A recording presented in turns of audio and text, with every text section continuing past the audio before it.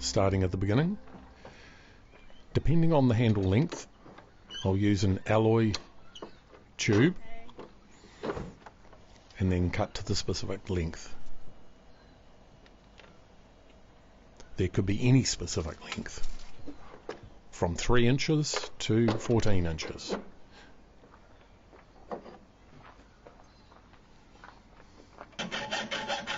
This performs a stiffening action from the handle. Now I'm just taking the burr off, taking the sharp edge. Now I use a soft nylon in a rod, and then I perform a taper. What this will do is give you a linear action from the handle.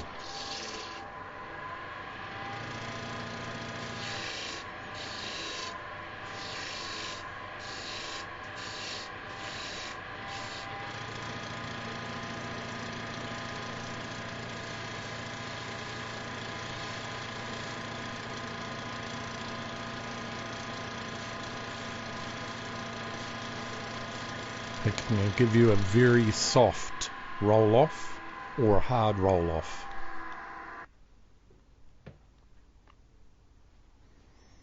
Now I've got various handles I'm doing at one time. The handle for the whip that I'm doing in this demonstration is the longer.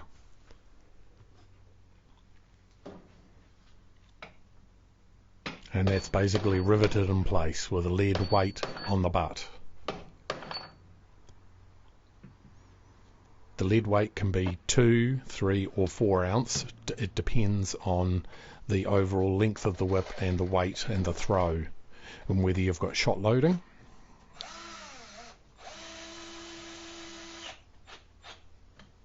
So the lead weight is screwed with a square drive straight into the nylon.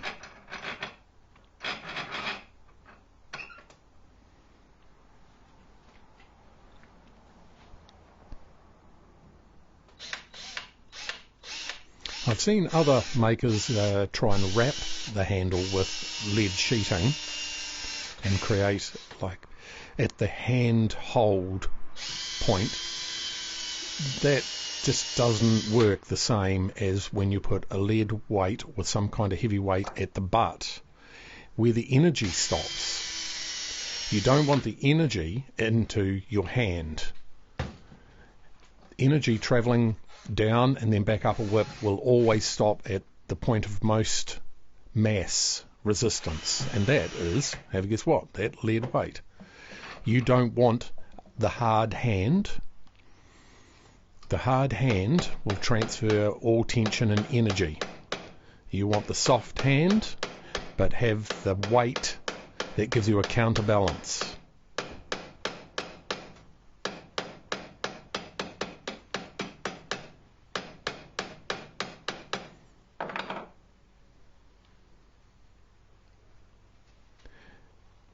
Many years of pulling apart some of the best and some of the worst whips in the world and rebuilding them just shows how diverse things can be. Some of the better makers don't even put a weight. This causes an action in the wrist, a craning action, so you've got all of the forward weight. It doesn't matter how light it is, it still has more forward weight than balance backward. It's the equivalent of picking up a big stick and you pick it up at the end and you try and swing it round. Very difficult. But if you pick up the stick further up the handle area, you'll find that it actually creates a cantilever.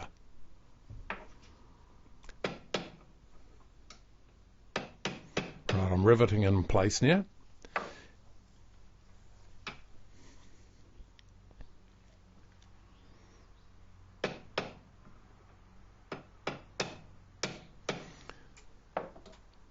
Some makers like to use nails or steel rods that they put and cover with leather and well, here's the issue. Leather will always absorb some moisture. Regardless of what you're going to do, it will always have some moisture content. And if you're in that situation where you've got leather against steel of any kind, I've repaired a lot of cane steel lined handles and they're all rusty, every single one of them.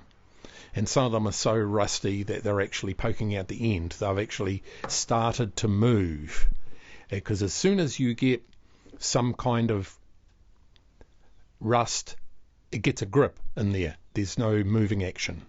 So now that's the skin that I'm going to start with. Action.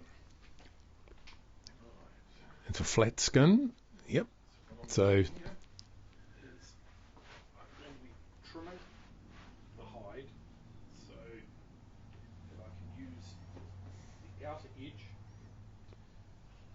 it's very hard to control the camera and do that at the same time.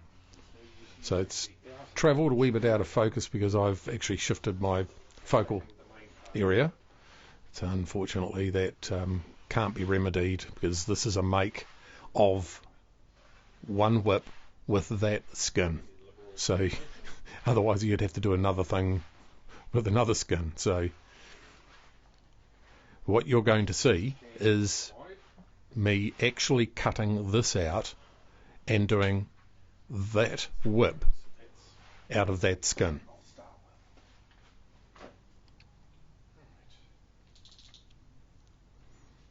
I tried wearing a labial microphone and it just, the problem is that it's a very difficult thing. So I'm doing this voiceover now so you can actually get an idea of me seeing myself do it, as opposed to trying to do it on the spot at the time. About 3mm. First of all, I'm going to cut the outermost, which will be cut. Right, so I'm explaining right now that my layers that I'm going to be doing. So the first outer sweep that I'm going to take, because the outer area of that skin isn't as good as the inner area, I use the outer area coming through after I've trimmed off to actually do my belly work. I've done whips with 6 plaited layers, and I ended up in the first layer doing a 4 plait, the next one was a 6, and then an 8. And the problem was that it didn't have the linear consistency. You want not a continual smooth runoff. If it was all exactly perfect, you get a rollout, yes, but you don't get an acceleration. And this is very obvious when you get into compound archery and you're getting into archery full stop. There are so many different ways, apart from the longbow to the horn bow to the recurve. Then you go into compound work, which could have hatchet cams, could have oval cams, could have round cams. But there is an optimization of what you're doing. Each thing to be made in a particular manner for the job that is going to be done. So therefore, you can't take one whip and then say you can do everything with that. They're made specifically to do specific things. So this whip that I'm doing here, and I'm cutting out the belly work on, is designed based on a design that Anthony DeLongis, he contracted me to do some years ago, and he wanted a 14-inch handle with sort of the natural flow off, so there's no shot loading, but there had to be a butt weight, so there was a counterbalance. And so the natural flow off he wanted, it's not what I wanted, of course, but that's what he wanted, was to be able to use it off a horse so that it could be used to the natural rollout.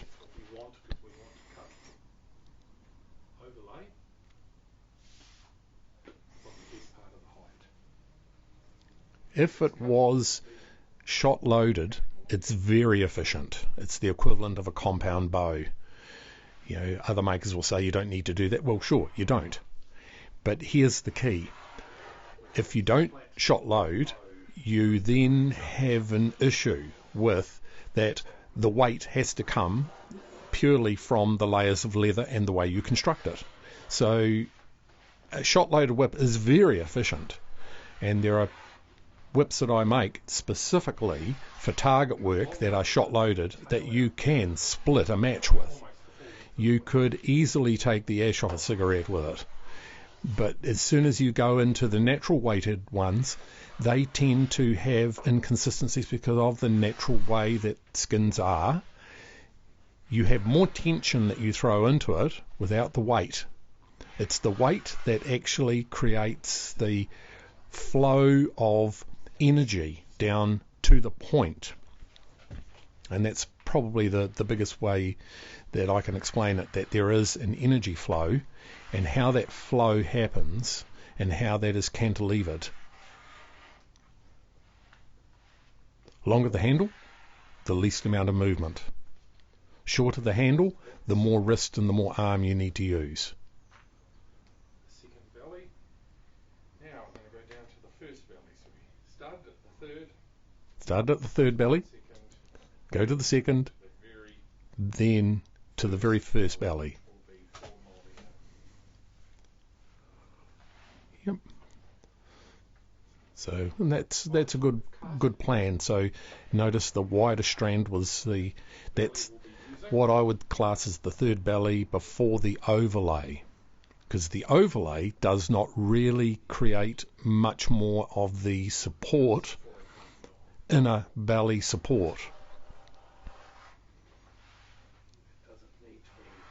The overlay can only give it a dressing. It is different when you're working in kangaroo hide to if you're working in latigo. If you're working in latigo leathers, or you've got veg tan leather you're working with, a cow hide or a buffalo or bull hide or whatever you want to use, it's very hard to get thin strands that don't just snap. So you need to actually use the torsional strength of the hide to form its own strength. So that's why you tend to get them with a fatter, thicker plaiting, and therefore it creates its own structure because it's a heavier hide. With kangaroo and lighter hides, you have to build it in layers, like tree rings.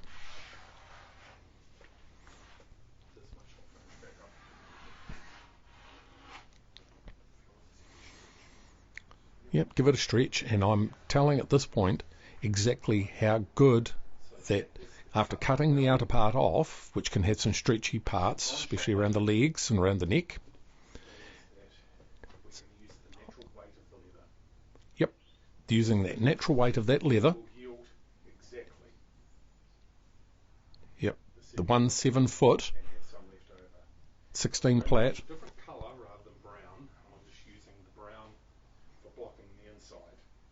Yep. Right, so what I'm doing now is I'm going to stretch and even out doing a bevel. But first of all, it has to be pulled and stretched, and I've got to know where all the soft spots are. And that's your memory thing there, because you start with that and you go, well, that bit stretches and that doesn't. By the time you come down to plaiting it, you don't want a surprise.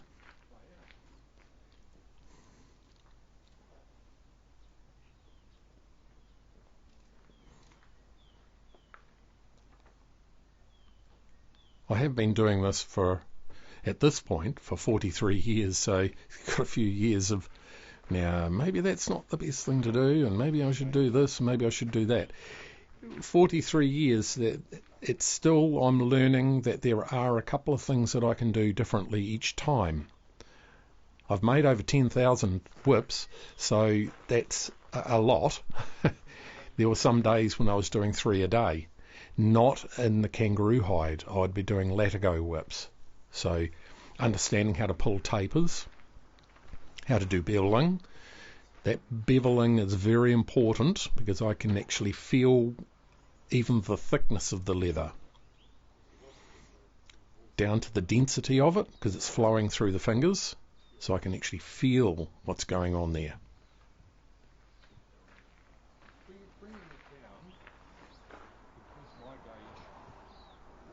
Yep. So everything all of the whips that I plait are all eye gauged.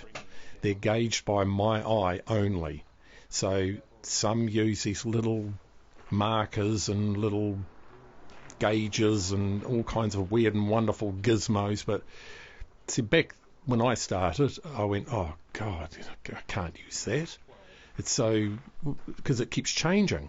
And so I had to learn to adapt to do this purely in the way it's always been done, the ancient way.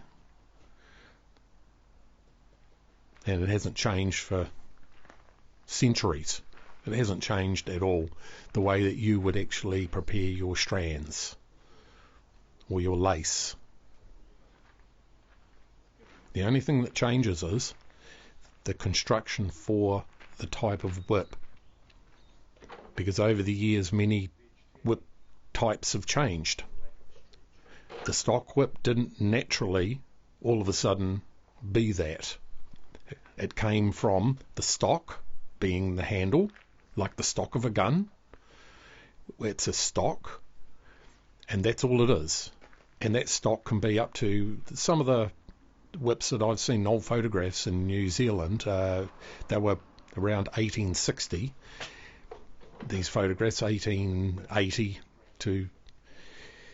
These handles, you could barely make them out, but they were 20 feet long. And the actual leather plaited part, in a lot of cases, was very poorly done, but it did the job. It was the handle length that did the job.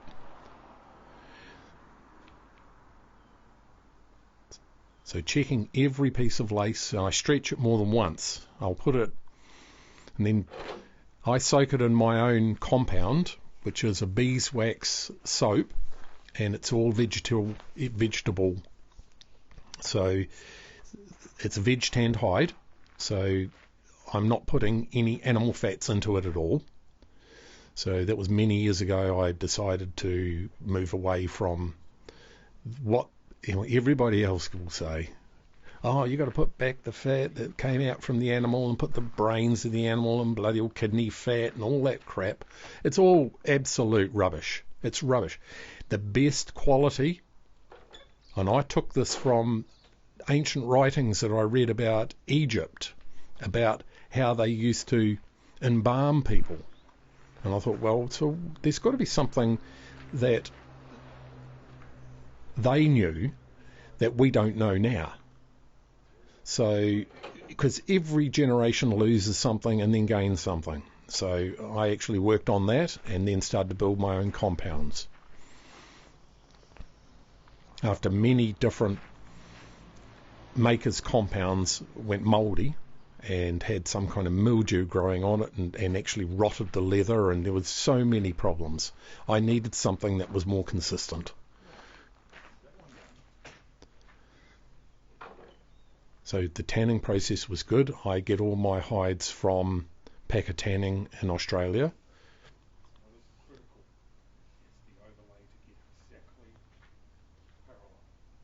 Yep. So I'm just saying that it is critical to get them as parallel as you can. Though this is not strictly necessary. You can have slight variation because sometimes when you pull a bit of hide, it can stretch in one but not in another. So your choice that you keep pulling, keep stretching.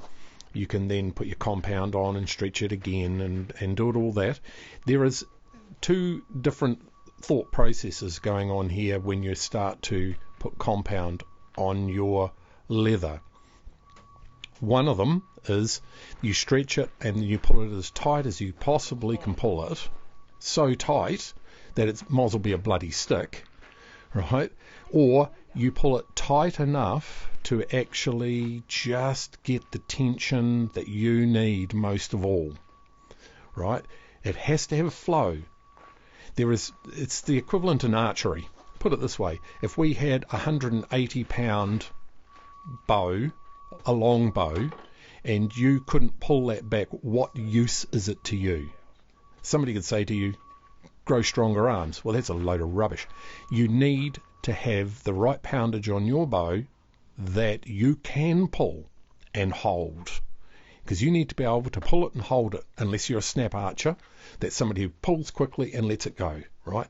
Not such a good thing all the time, because you need to be able to make a decision on what you're shooting.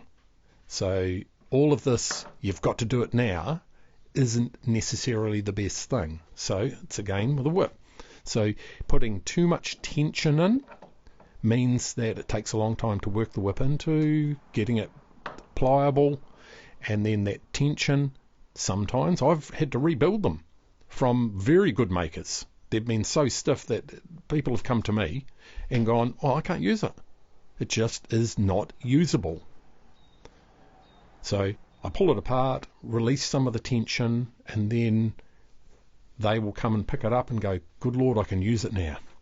And they've been spending 4 or 5 years trying to get it to work. It will not transfer energy if it's a stick. It can't do that. So it has to have some flexibility. So what I'm doing is I'm laying the strands down now, ready to build the inner. So all I'm doing is tacking things in place so that by the time I start braiding over the top, everything gets pulled down and pulled down and pulled down, tightened and pulled down. So you only need stuff to be tacked in place, and then you start.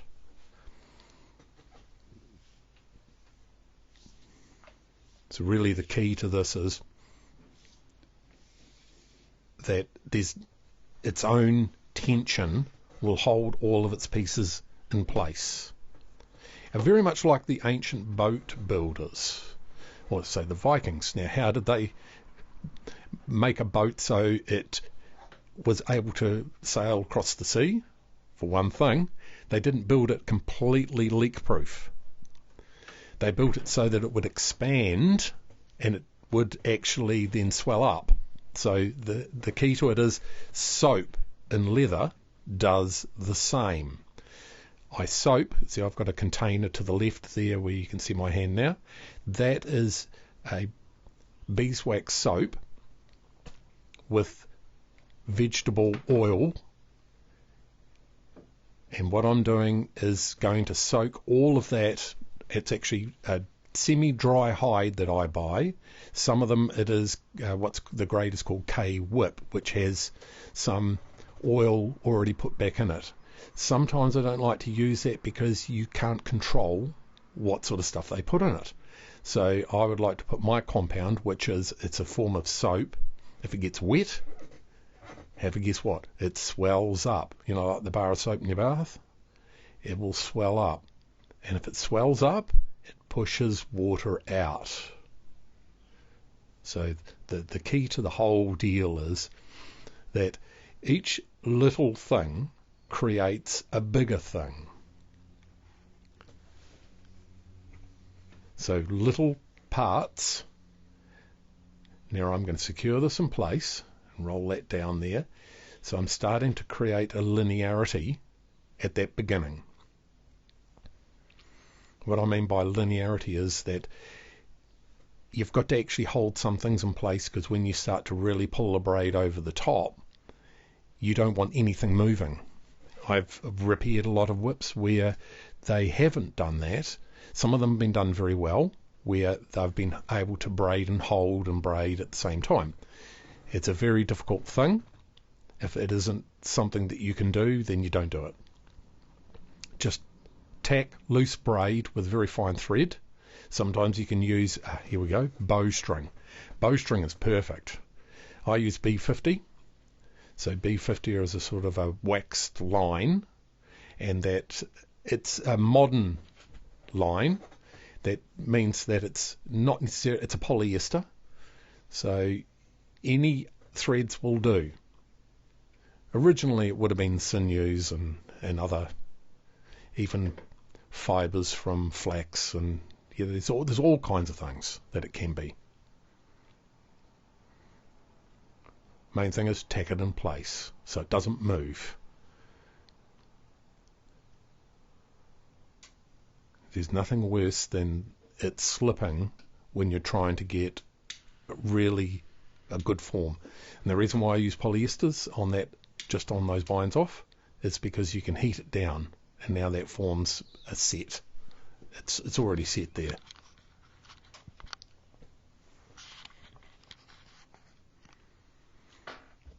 Okay, now I'm inside and I'm about ready to wax and soap.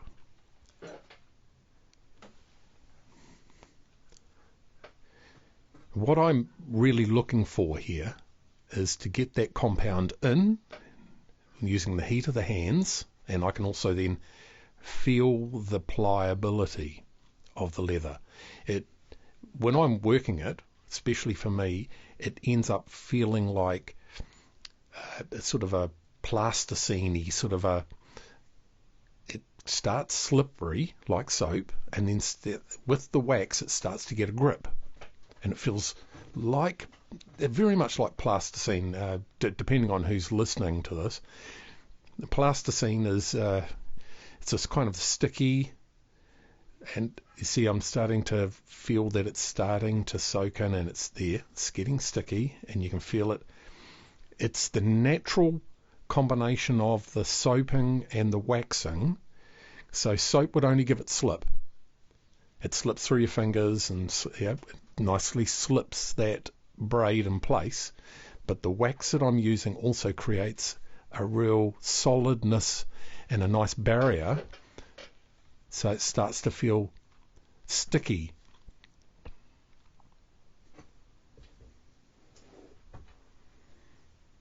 Alright, so the first plait will be a 4 plait.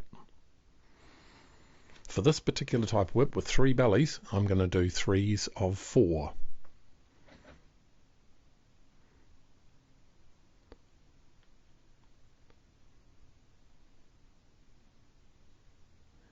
At that very point where I'm starting there, that is the most important area to make sure that you get that good.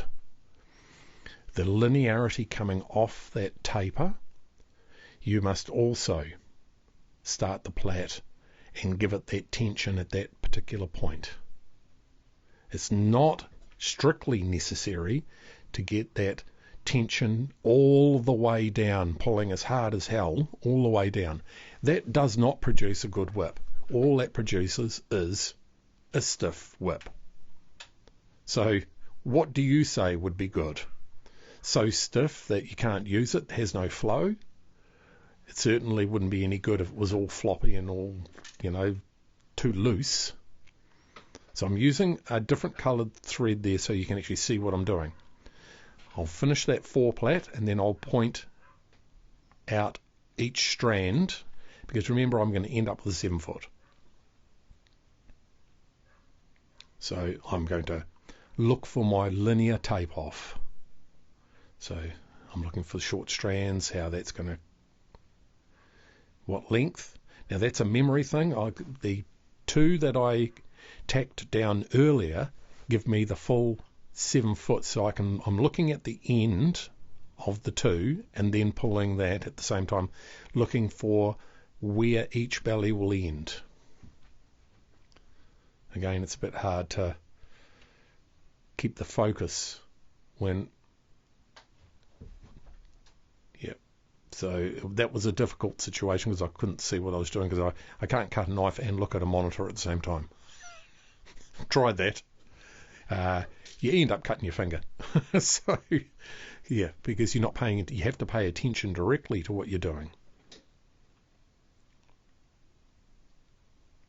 And by the time my camera follows my focus again, right, so I'm lightly binding that off.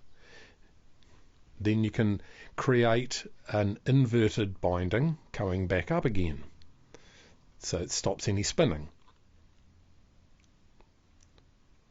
So it's purely up to the individual and how, and whether if it's only tacking it in place for you to braid over the top, you may not think, oh, I'll do that. But you see, I'm inverting and going back up again, so that there's no possibility of spin being created by a thread, even the tiniest little bit of spin. That can happen if your braid is uneven and you've got more pressure on one side. So that's the hand to hand. You've got your left hand could be different to your right. your right hand might be stronger, it might pull more. You don't want that spin. So now I'm on the bench again with that first plait, and I'm about to lay down the next layer, which is belly plait number 2.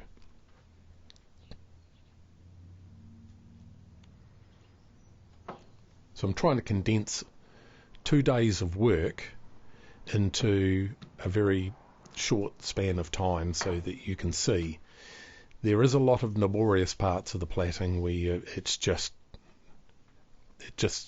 can be mind-numbing for people to watch because there's not much really going on. It's just plaiting, doing the same thing over and over again.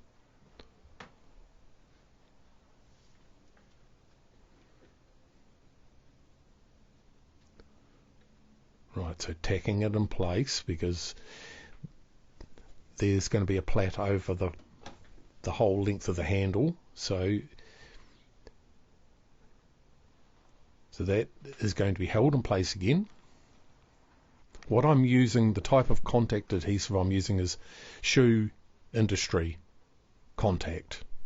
The same thing that all your shoes, all the soles are connected to your shoes. So it's completely impervious to water and to any other solvents. The only solvent is the solvent that actually dissolves this, that it of course will just dissolve. So now you can see me arranging that around there.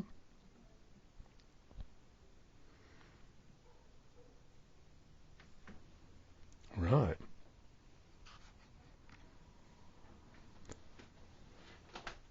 So now that needs to be bound off again.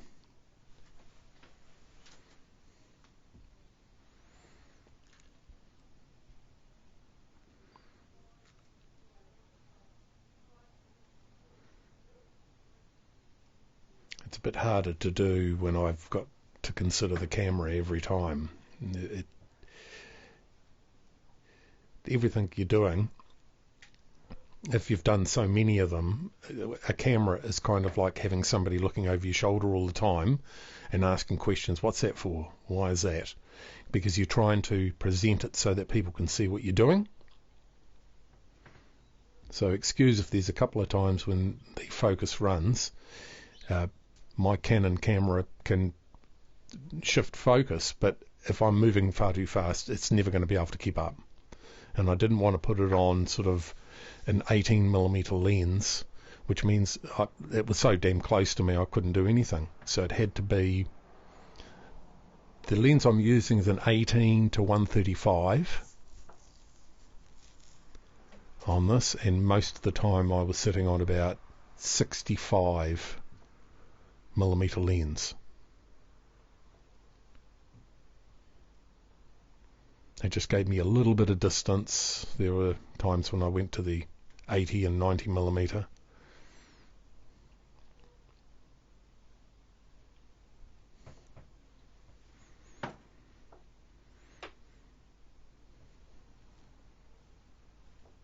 So notice nothing is really pulled extra tight on that. It's only the braid that will be tight over the top. But it's not so super tight that you can't do anything. It's tight enough. It's got to be tight enough so that I built a whip, my first real 16 plaited whip, and I built that 40 years ago now, and I've still got it, and it still has the same tension, and it's so that's interesting. And that was the first time that I used my own compounds, my own soaps, my own oils, and it's still the same. It's never gone mouldy, never rotted. It's still exactly the same. I've changed out the foil a few times. It was a 9-foot bull whip, and it still has the same feel, same smell. Leather's still in very good condition. All of the ones that I built before that, where I used other people's product, no, they've all gone. I chucked them all. So gave them away, or in the bin they went. So I've still got my original whip, that I built with my original compounds that I sat there and developed, because it was either I had to do something about it or not. Just buying something off the shelf is not adequate. It just, because you've got their problem. So whatever you're doing, if you're not able to control what they're doing, it's just not possible for you to have any control. See that stickiness that I'm talking about there? It starts, and it gets this malleability, plasticity. And that's what I'm looking for. So right now I'm into the clamp for doing this plait.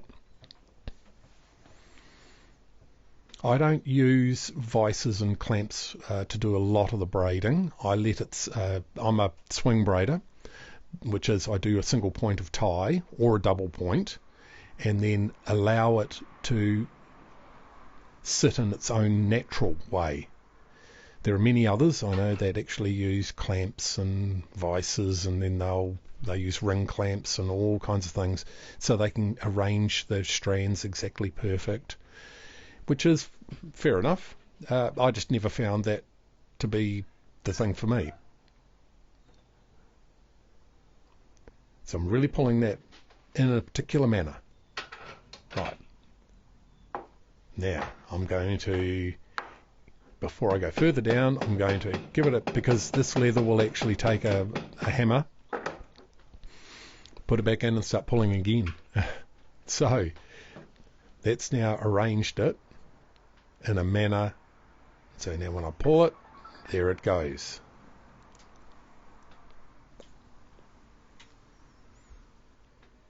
Okay, it's important that I hammered that changeover, and then I'm pulling very straight.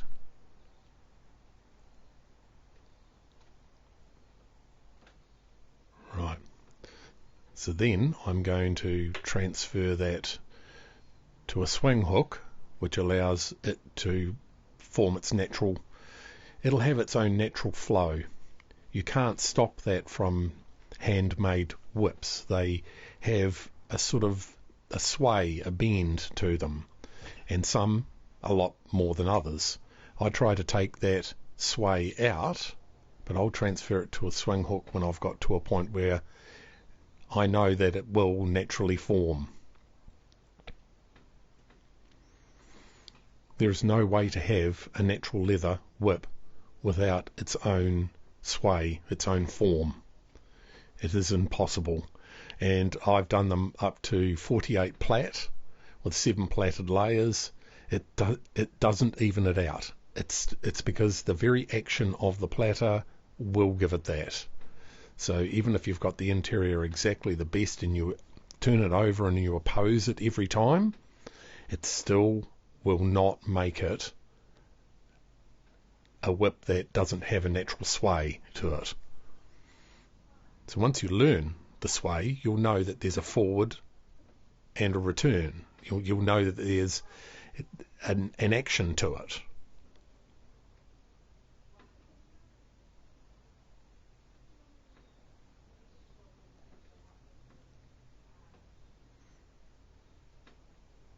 So once I'm convinced I'm coming out of the, yep, it's about that point, because I'm looking at my monitor there. It's hard to look at your monitor and do that at the same time. I needed my monitor in front of me, but it was right on my camera rig. So I'm going, well, because otherwise you'd see me doing me.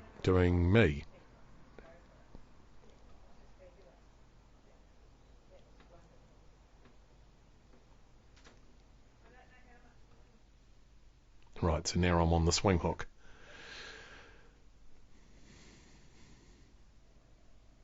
See, a swing hook will allow it to swivel and move. And I pull it one way, then pull it back the other way to get that straight line. So it's in the one that you're grabbing behind that is the pull, not the ones at the front. So there's only one strand you pull at any one time. Try not to pull them all if you can, only if they start really, pointing in the wrong direction.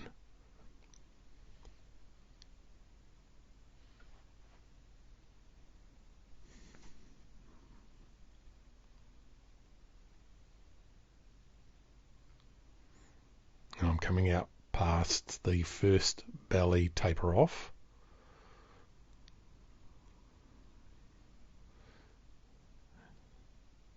You might not see it, but there is a slight taper starting to form there now. And because it's each, will create the next, till you finally go to the overlay which follows the lot.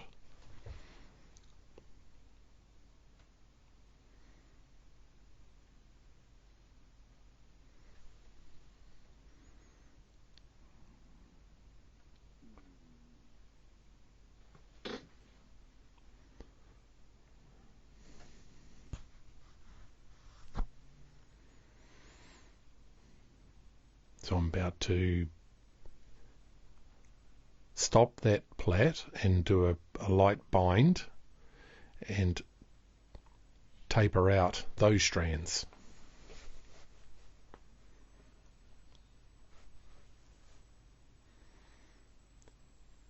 I decided at this point not to speak about what I'm doing because it's easier for me to do it after.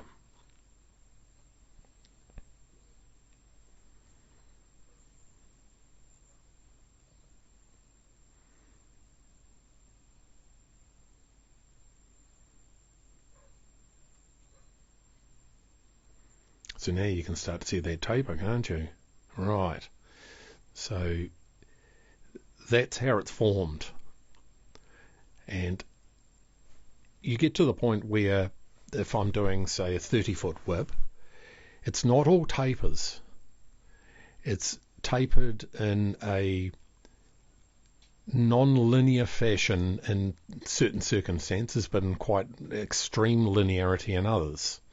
So it's an interesting thing. But I made whips up to 55 feet long that you can crack like they were 20 feet.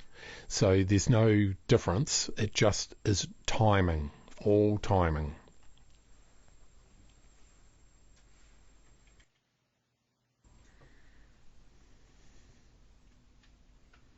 Right, there I am pointing the strands.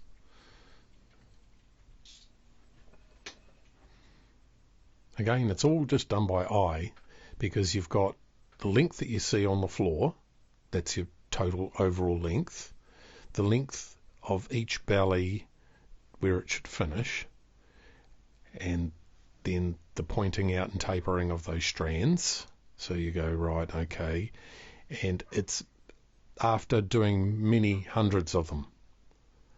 You can't just work from a pattern. If anyone is listening that is a whip maker, they'll know if you go, well, I'm really good at making a 6-foot whip, but I can't make a 5, 5.5, or a 10, or a 20, or I can't do a 13, can't do a 14. Actually, I'm not really good at doing those either.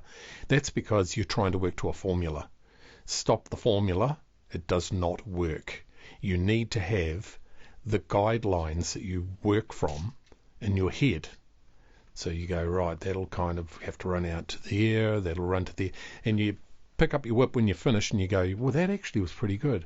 And I was actually extending those out a little bit and the tapers were coming out. Oh, right. So you remember the good parts and totally forget the bad. There's no such thing as bad anyway. So bad is a concept of somebody's thinking. If you learn from that, was it bad? It can't have been, because you learnt from it. So it's a concept. It's a way of thinking.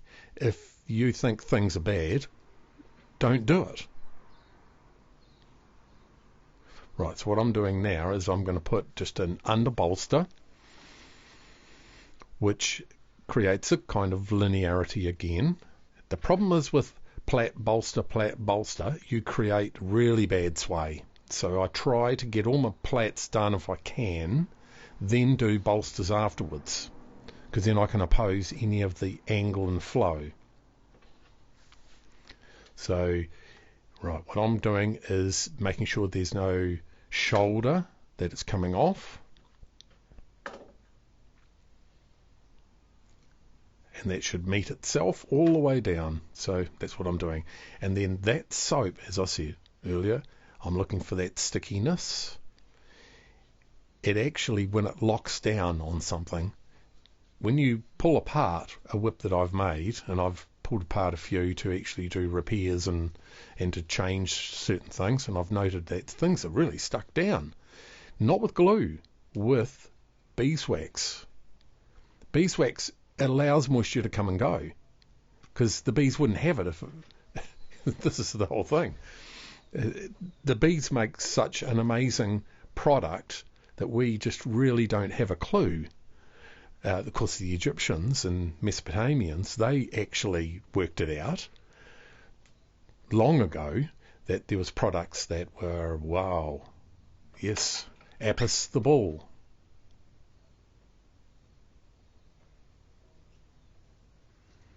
And that's why beekeepers are called aporists.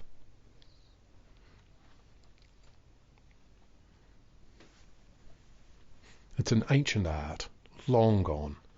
I was a beekeeper for a long time, had my own hives. I don't now, though I would like to again. It's just get the time. You've really got to put time into them. You can't just chuck them out and leave them. You need to put time into them, because we modify certain things, their structures and their life, and just their lifestyle. We've modified it, so we need to actually still keep doing that. So I decided to give away beekeeping.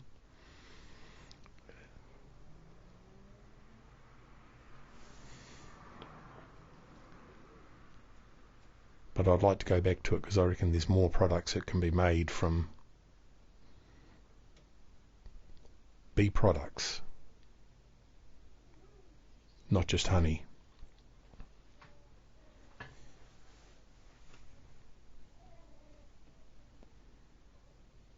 Right, I'm trying to show you the point part there, but I'm a bit low on the camera.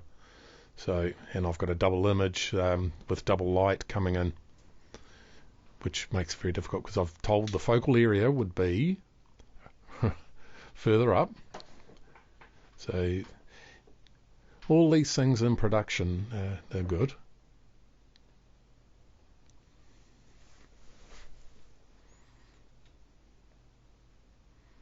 I'm just reinforcing that top to make sure that it looks good.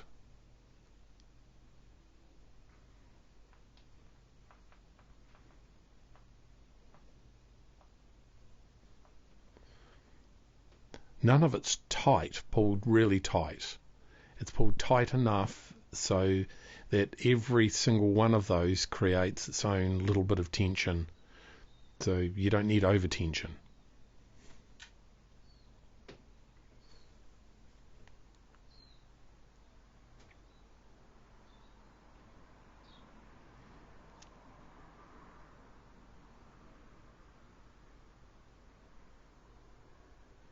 I was fiddling away there. I didn't allow myself enough length on that bit of bowstring.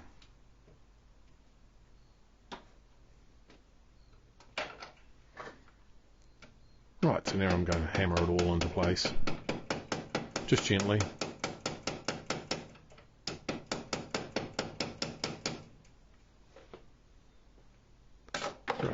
Right. That looks good.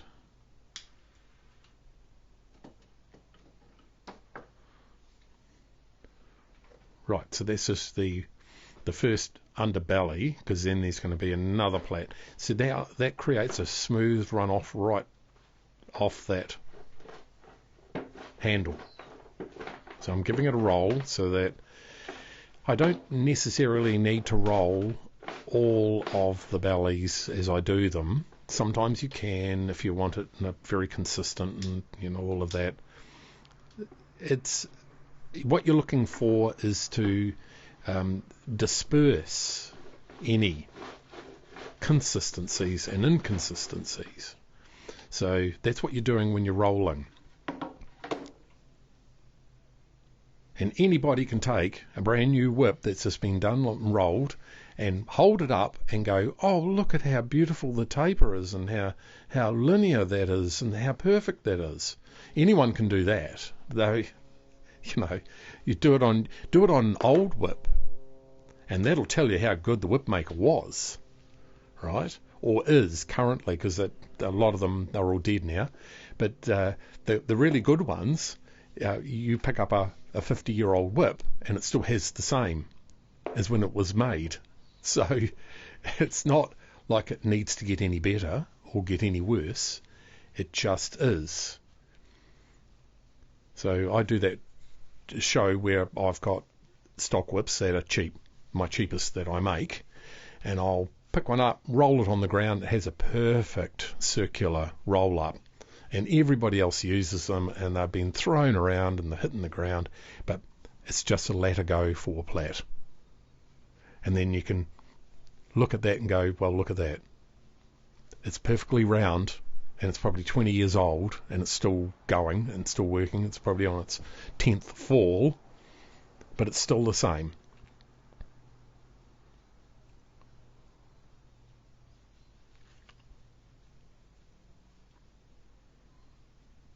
What you're looking for in every sport and in every pursuit is consistency. If you're in a situation where it's inconsistent, you have no control over what even that inconsistency is. If you have some control over consistency and you are consistent, then your product will have a consistency within parameters, of course. So what we're aiming for is to get the best for the purpose. And there's absolutely no need to guess, because guessing doesn't work. Guessing you've already done to get to where you are. You've already guessed and gone, well, it should be that long. Oh, no. It could be that fat. No. It could be that taper. Oh, I don't know. Could be that tight. Oh, I don't know. Could be that loose. No. What you're looking for is your consistency. So you go, right, I'm going to pull each pull that I'm pulling on my strands 30 kilograms. And each one, I went on to a pull meter and checked my pulls for each arm to go, right, am I pulling the same? Just close my eyes, pull, right, 32 kilograms, pull on the other one, 31.5. Right, okay, I've got a wee bit of inconsistency there. It's the same as in your hearing. If you don't know what inconsistencies you've got, how the hell do you know if you're hearing properly? So I work in a studio, and where I'm platting inside, that's in my studio. That's it. Everything needs to be calibrated. Everything has to be known. So the consistency has to be known. There has to be a baseline for everything. You can't just put some leather on a handle and say, well, that's a whip. It's whatever it is. But if you want to make the action, see, I'm just showing there the lead weight to my distance to the plat. I don't need to plat over the whole of the handle, which I can do. If it's a very, very long handle, it's not going to form any better if I plat all the way from the very butt all the way down. The leather that I'm putting on there, it's sticking, so it sticks to that aluminium, and beeswax and aluminium literally go solid. They literally lock together. And so it's different than steel and or wood. I use wood for handles as well. I try not to use too much of just wood. I'll use a cane. So I'm starting off here. So that plat, and what I'll be showing is that there will be a consistency running all the way up there to the tip, to that butt. Yep, so I'm going to put sheets of leather, bolsters over those, and then run that over the plat as well.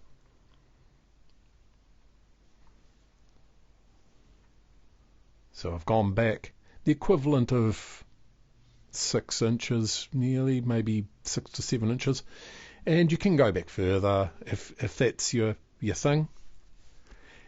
It gets down to eventually, if you're only doing a product for a job for X amount, why spend 3 weeks for $100? So you've got that, you've consistency.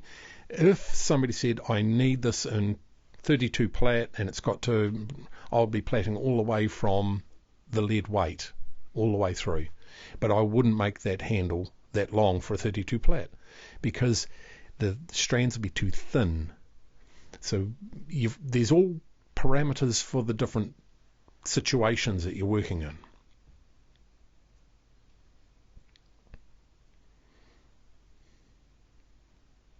I will backplat that part of the handle as well.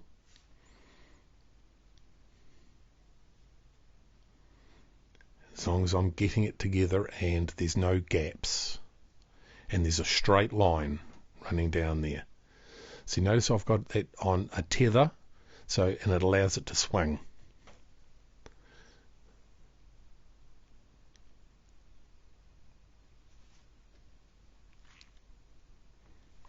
I've got another strand hanging off there that I hook onto the other side if I need 2 tether points.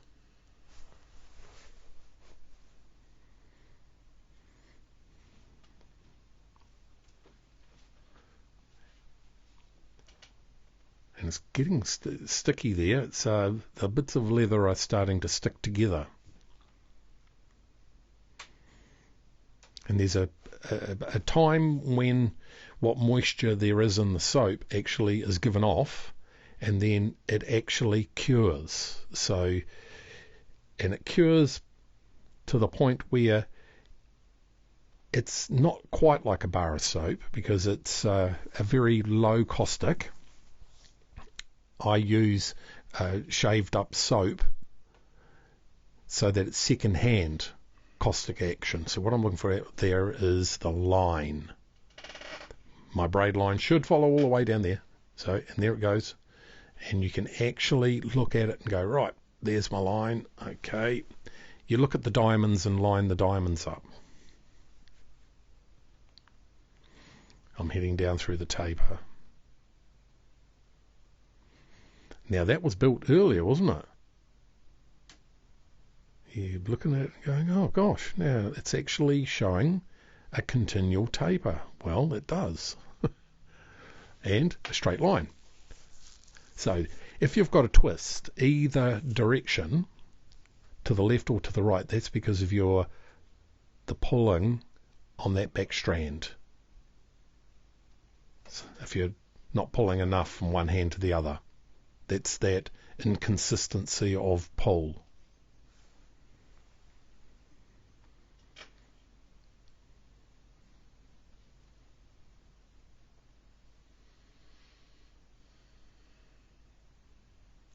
Yep, I'm showing you the taper, and that's a very important consideration, to look at the taper and look at your line.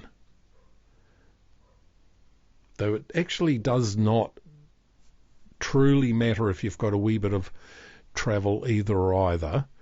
A whip is what it is.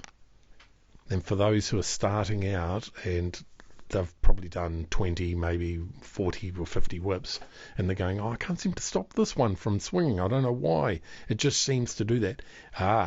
That's the one that's challenging your belief that you know what you're doing. So therefore, when this happens, you've set that up for yourself because you're actually doing it. If you're doing it, you've set it up. Many have said to me, oh, but it's not me doing it. Somehow it's doing it. I'm going, no, you're doing it. You just don't know you're doing it. And that's pretty much everything in all of the hand arts, whether you're throwing a boomerang, whether you're throwing an atlatl, whether you're picking up a knife and throwing it, whether you're playing tennis, anything you're doing. You think you've got it, and the very moment you think you've got it, it's gone. And you go, no, I just can't seem to get that happening. I don't know what I'm doing. It must be my tools. And it isn't. It's you. Because you have that dogma of belief that you thought you had it all sussed.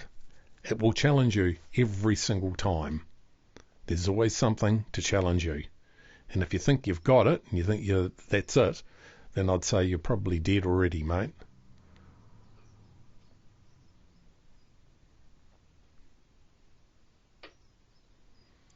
And that's a good taper.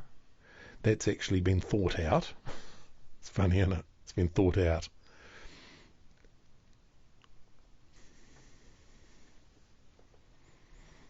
Well, you'd hope like heck it was thought out.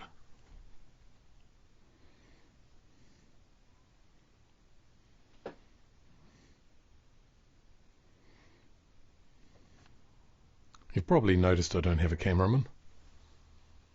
Would be better.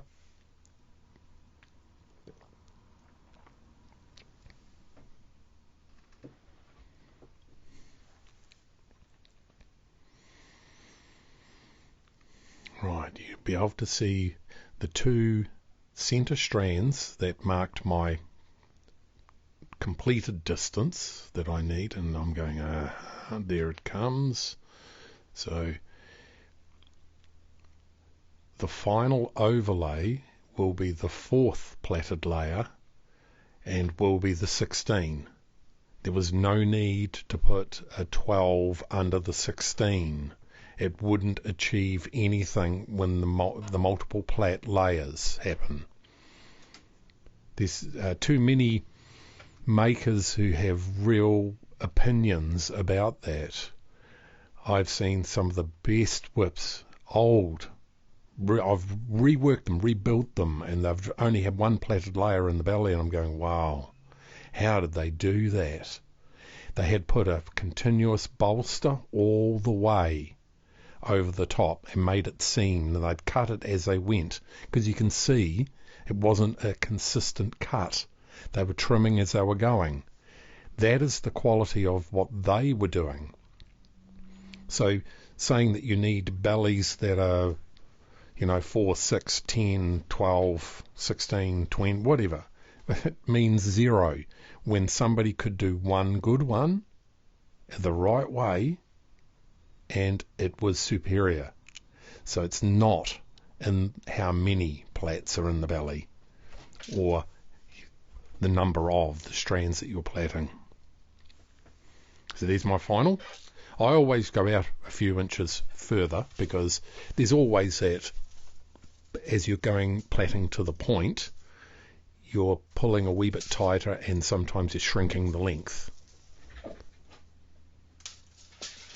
So I'm checking, just to make sure, and I'm showing what the difference between the drop and the loose would be. So now I'm adjusting that length.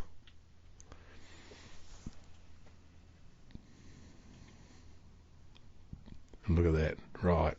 So by the time I put the next layer over the top, because this is not meant to be a heavy whip, and with a longer handle, you don't make them heavy.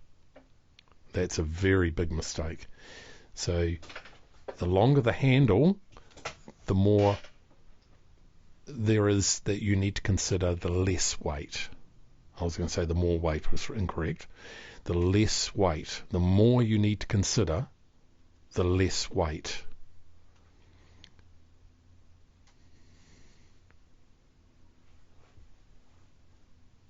So making it big and heavy with a long handle is just, you'll just break your arm. Somebody bought a whip to me, would have been about a year ago now, and it was heavy. And they said, they want another one exactly the same. And I said, well, how's your shoulder? I've got a bit of a crook shoulder. And I said, well, why do you want such a heavy whip?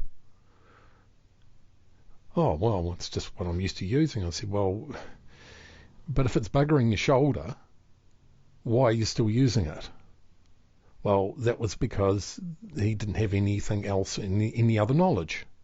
And I said, why don't you try a lighter whip and therefore create something that has less action upon your shoulder and your elbow and your neck? And, well, there you go. As you get older, you have to consider it. It's certainly not going to be the other way around, is it? As you get older, you're going to make it heavier and heavier. Well, that's stupid.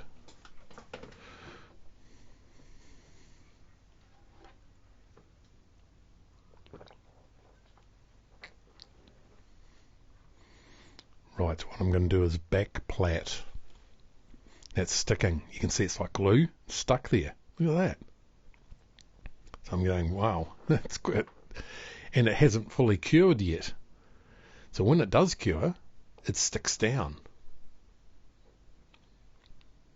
So if it's just oiled, it will just slip off, right? So this is the key. The oil, I've got an old saying that it just popped into my head one day, that because people bring all kinds of stuff to me to be rebuilt. It could be boots, it could be a saddle, it could be bridles, reins, it could be anything. And it's the one thing that popped into my head when somebody bought a set of reins to me. And I picked them up and I sort of, gee, they're heavy, really, really heavy, and they feel really wet. And I sort of had the smell of them, and I thought, oh, it smells really oily, really oily. And then I sort of got my thumbnail and I pressed it into the leather and the oil oozed out. And I asked the person, I said, so how often do you oil your harness? Oh, quite often I have to put a lot on there. And I'm going, well, isn't it a point where it's easy in, so it's going to easy come out?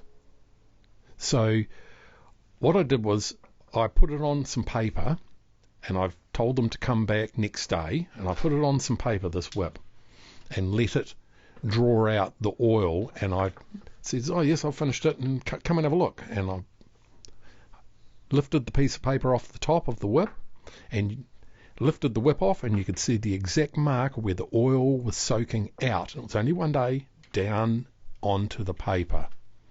And they were absolutely stunned. And I said, so stop using oil. Because basically, easy in, easy out. It's ridiculous. Why bother? And oil just means you're going to have to keep putting it in. Why not use oil mixed with beeswax? Then it goes in, not quite so easy, but very hard to get out. So, and I had a discussion with an Australian whip maker. He had 50 years experience, and he said, oh, beeswax is bad, oh, bad, terrible, bad, oh, it seals, it puts a seal on the skin. And I said, so what you're talking about here is you say to put shellac over the leather, and that's not sealing it? Well, that shut him up real quick. But he swore that, no, don't ever use beeswax. And I said, oh, fuck, I would never use shellac. Because you imagine that nice bit of leather there, it's like your skin. Right, so let's just put some lacquer over your skin. Right, and see how your skin's going to handle it. Right, I've had whips come to me that have been coated with shellac and all other compounds, and it's cracking and falling off, and it looks like absolute rubbish. And it looks terrible, so why bother? To make it look shiny? Right, okay, good luck with that one. So what I'm doing is bolstering the handle, because basically all you've got to do now is build up the thickness. I use leather only. There are some makers that use paper. I don't know why. Some use fabric. I don't know why. And the same with when they do a shot bag. They would make a little bag and fill it up with shot and crap. And I'm going, why? Why would you do that? Wouldn't it move? And I've had to rebuild a whip. It was a very well-known Australian maker. I won't say his name, but he had this little blue bag in the centre, and it was full of tiny little shot and some kind of slag powder. A powder, and it was awful, and it was as stiff as hell. And the person who sent it to me said, I can't use this whip. It's like using a wiggle stick. And I went, okay, so you are talking about how stiff this is making it. Right. So I'm now shaping the handle by taking my leather bolsters and actually creating form. If it was plaited all the way up to the lead weight, it would not be possible to shape the handle. How would you do it? So what I'm doing is it's all shoe industry glue that I'm using there.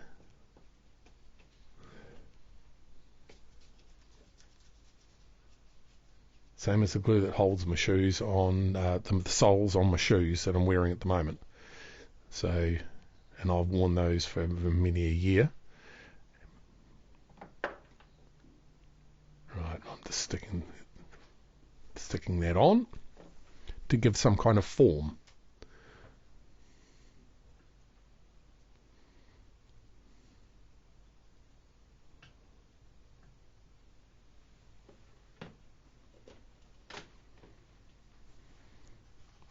And that's one of the glorious things about not plaiting all the way up. You've got, oh, maybe I could just make it a little different and give it a little bit of this and change the shape and start to make it unique.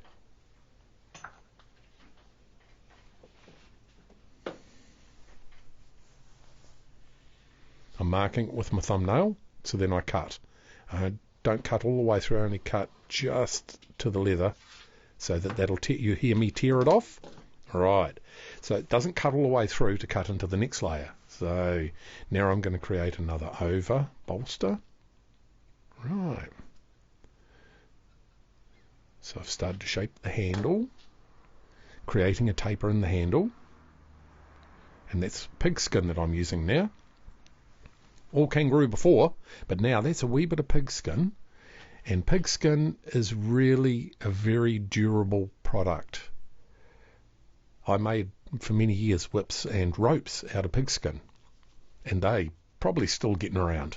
Well, pigskin is a tough stuff.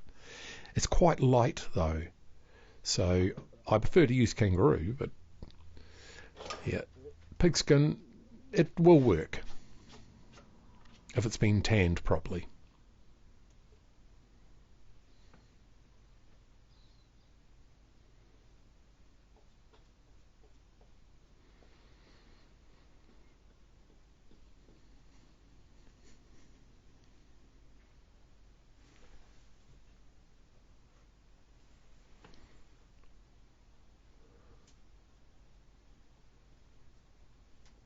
Making sure it's a very thin coat of anything.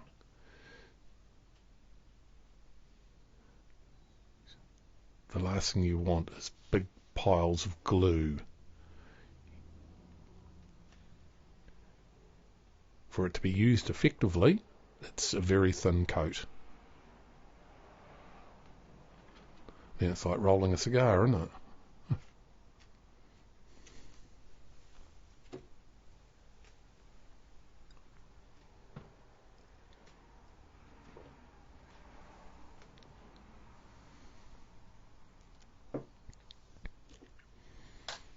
That pigskin has a wax finish on it, so on that top grain finish, and you can always tell pigskin because it has the 3 hair follicles. It's if I zoomed in there, which I'm not going to, but if I zoomed in, you'd see the 3 pin hair follicle sets that all pigskin has.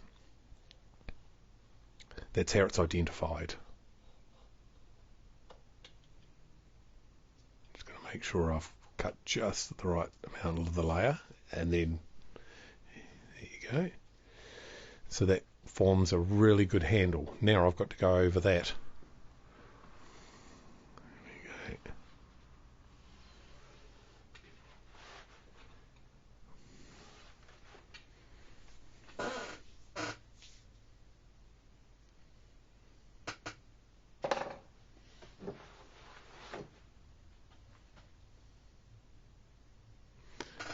What I'm doing right now is I'm checking the circumference measurement of that hide, which is a certain thickness hide, and it's what I use for bolsters. It's already got a compound oil in the skin, not saturated though.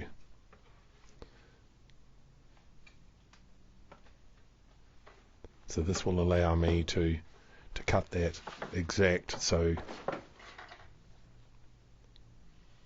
for that final bolster. There it is. You can measure it, of course, if you're really going to get into it. And you can draw it out, but I don't. I just run my thumb on it and away you go. It is the bolsters that give you the stiffness coming off the handle, not the plait. The plait gives you structure and flexibility. The bolsters, I cut that in a particular manner so that it will have a straight linearity all that way down that I'm bolstering that section of the whip.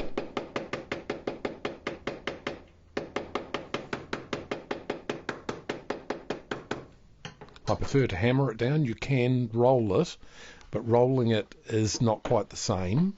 But I'll roll it at some point. Yep. So you can hammer it or roll it. So I thought I'd show you that one.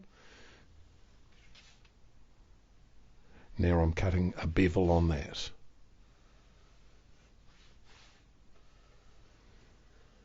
And because it's only a guess, I'm not worried about. I'll actually hand do that taper later.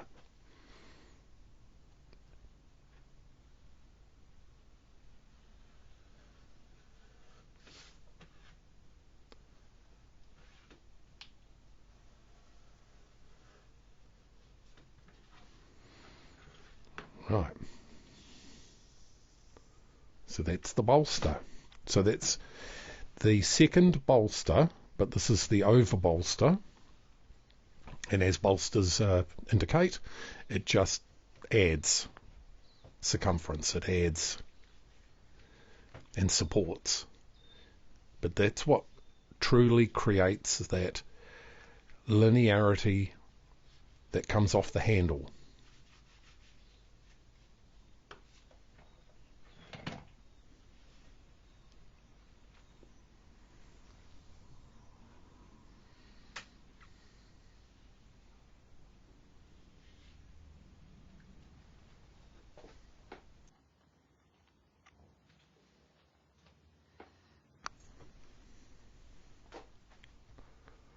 Right, so I've got it in the vise and the clamp, and I'm binding down there.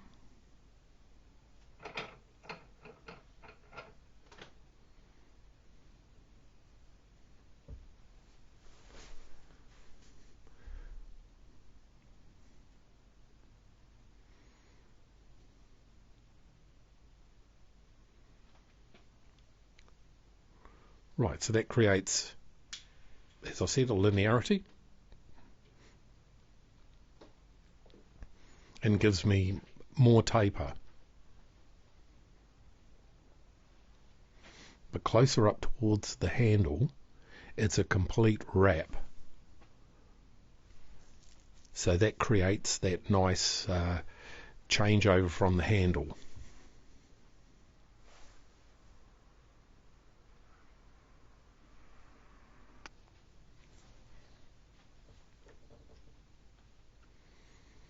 So I'm heading back up.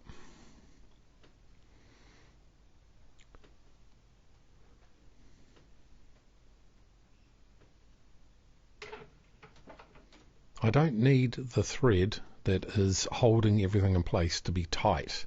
It just needs to be tight enough. And so it's got to be tight enough so it doesn't move when I roll it, but has no structural integrity, so it's not going to do anything for the whip itself. That is a separate.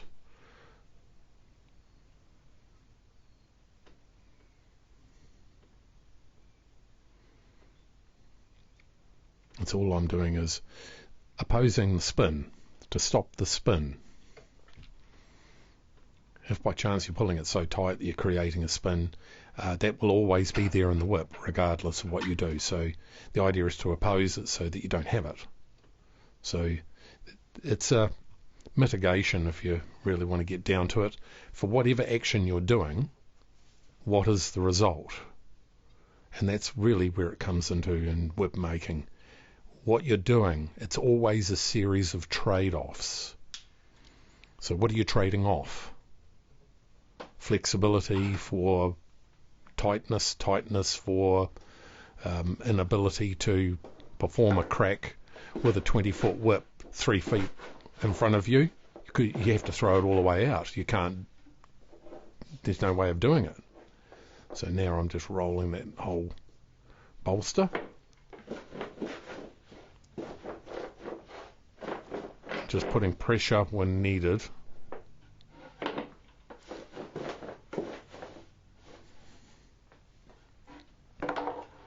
Right, so now you can see it. Pick it up, and of course whenever you pick up a new weapon that's just been rolled, everybody can go, oh wow, how wonderful that linearity is. Yeah, look at that, beautiful. So I love it when people, especially new whip makers, go, look how wonderful I did that. I always have a chuckle because I do the same and go, oh, isn't that wonderful?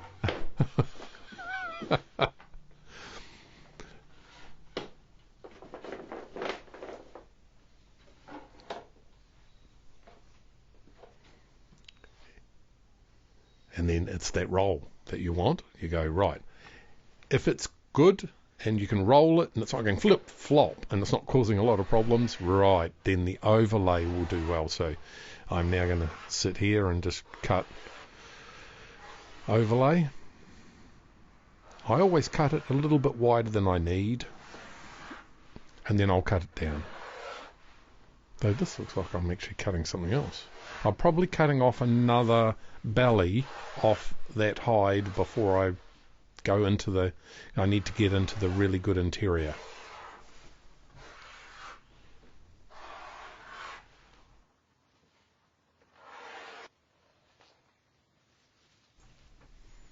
And that's exactly what I was doing. Cutting another bolster out of the skin. I've just sped this bit up just a wee bit, because otherwise it takes ages.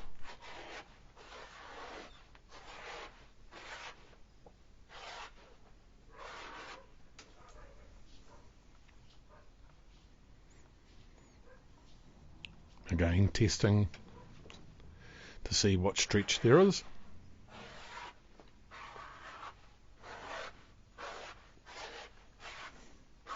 I don't do it this fast.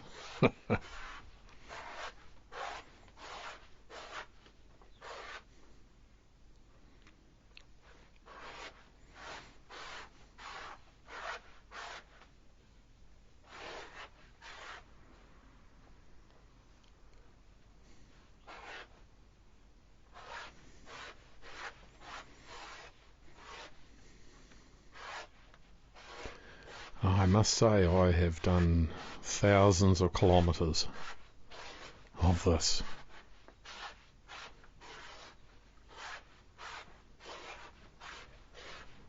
Because I cut all my own and then edge bevel all my own, all done like this. I've tried the other tools, you know, there's other fancy tools that you've got that you can buy, and I've tried them all.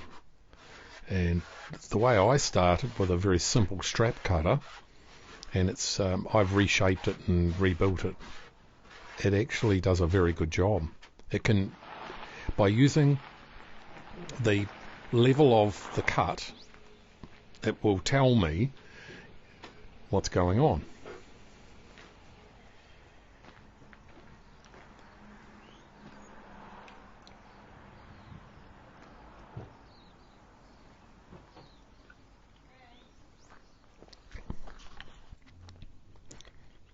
Right, back to beveling again.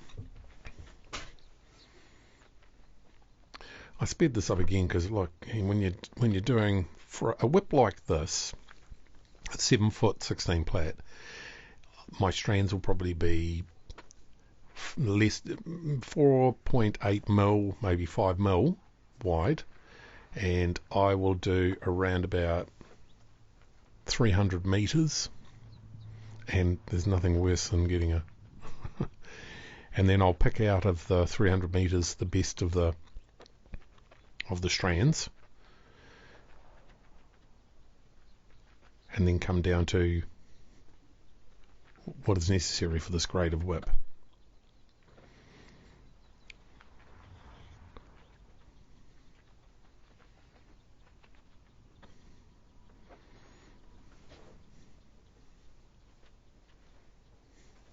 There's nothing worse than a knot.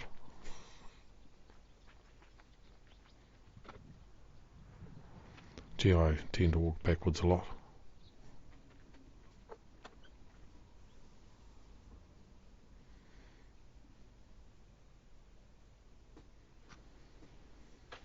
I do it in hanks.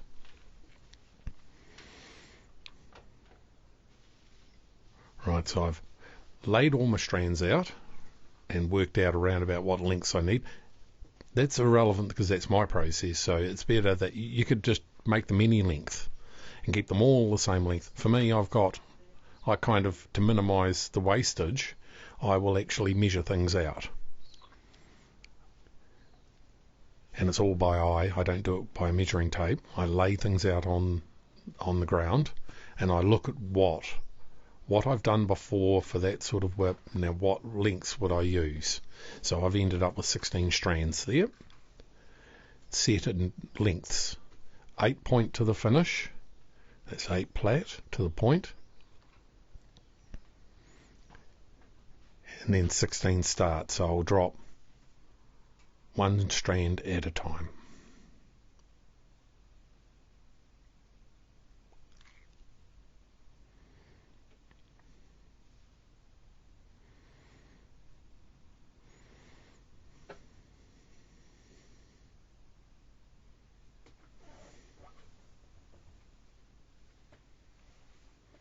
Right, so I'm just doing the basic start off, so it gets me down the handle a certain measure of distance.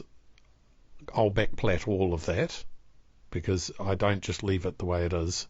There are some whip makers that have to start off and get exactly right and then I always do it backwards as well, come back up the handle after I've plaited to the point. I like to do that finishing really good last of all. So I'm looking at the angle and what angle I will be plaiting for quite a distance over that circumference. So I'm looking at it thinking, right, what can I get away with? 4 strands here, 4 there. At the moment, it won't be left like that. I'm just doing it in bunches of 4 so that I can do it quickly. Though I'm really not doing it very quickly there, am I? But the point is just to get down, so then I'll start the real plait.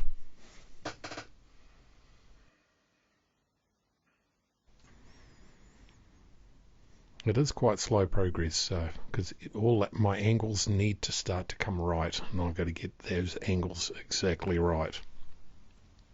So as you can see, I've got my angles heading down. I'm still doing it in 4s, groups of 4. I will redo that handle section again.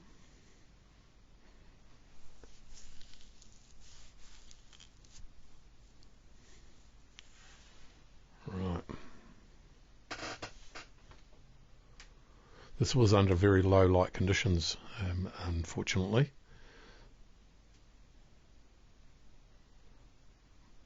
My rig lighting had decided to not accept the batteries, so I'm back into daylight now.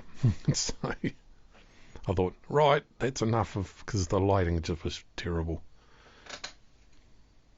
And I couldn't work outside because the lighting kept changing. Sunlight was coming and then going, and it was actually creating a real problem. It needed to be done I needed to shoot this in a studio where it's consistent lighting for a length of time so that didn't cause any issues.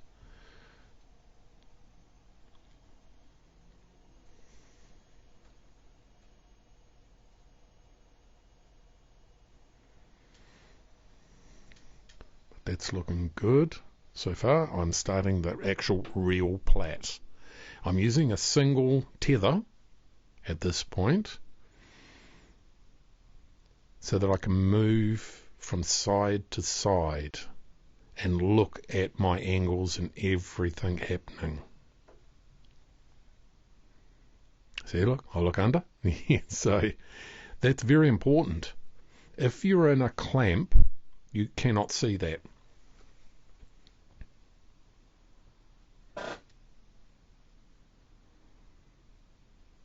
So I'll replat all that section I'm pointing to. I've looked at the back and gone, well, I'm underway. I'll only accept where I really start and it's looking really consistent, and I'll undo all of that at the back part of the handle and redo that again. And sometimes I'll put fancy stuff in the handle, or, oh, you know, you can spend hours sitting farting around doing all kinds of patterns and stuff. But if it's one colour, it's pretty hard to see. So it just depends on the client, onto what they would like. And if they go, oh, I want 5 colours with fancy bits and pieces and stuff, I'll go, right, okay, sure. But if they go, no, it's just a straight whip for doing this job, well, you don't need the fancy stuff.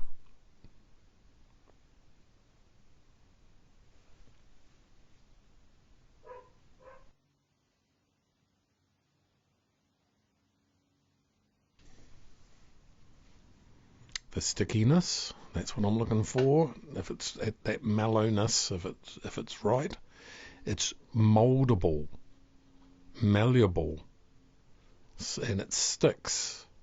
It pulls and slips, but then it sticks. So they're all quite interesting concepts, because a lot of the old whip makers, they said, oh, it's got to slip into place. Even it's got to slip, but I'm going, but if it slips and it keeps slipping, isn't it going to slip out? I received a whip to be rebuilt, again, another one, and it was a very nicely built Australian one, and I looked at it and went, oh, I don't understand why some of the strands have slipped out from the interior, some of the drop strands, and it was a 16 plait, and they were pulling clean out, and I looked at it, oh, gee.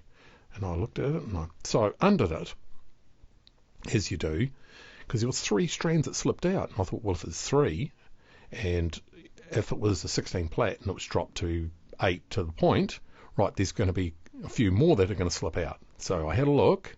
So I'm looking at my line there. I had a look at it, I undid it, and I went, right, all soap.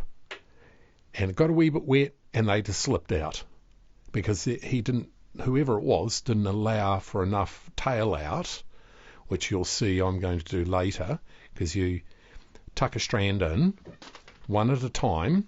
I do not drop 2 at a time like some. They have these highfalutin names, the Australian makes, they call them a snake bite and all of that kind of blah blah. Actually, it's a terrible way to drop strands. Drop them one at a time on either side. Start with your right side, drop one, cover it over, point it out, then drop another one on your left to counter it, then invert, turn over your plait. So you'll see that coming up. So there's all kinds of things that many have put into books. I read some of the books and went, no, I'm not sure. I find this way. I had a whip maker actually contact me some 15 years ago, and he said, how do you do this? So I explained to him that drop 1 strand at a time and just concentrate on doing one. Then you do the next. So you start in 16, you go down to 15, then you go down to 14, then you turn it over, and then you drop to 13, and then you drop to 12, carry on for 12 for a bit, then start dropping off 12, go to 11, 10, 9, and so finish at the point, which could be 8. See, now I'm looking at my line. There you go, I'm looking straight up there going, right, that's good, that'll be plait I keep, because it's nice and straight. The handle part, they'll redo that.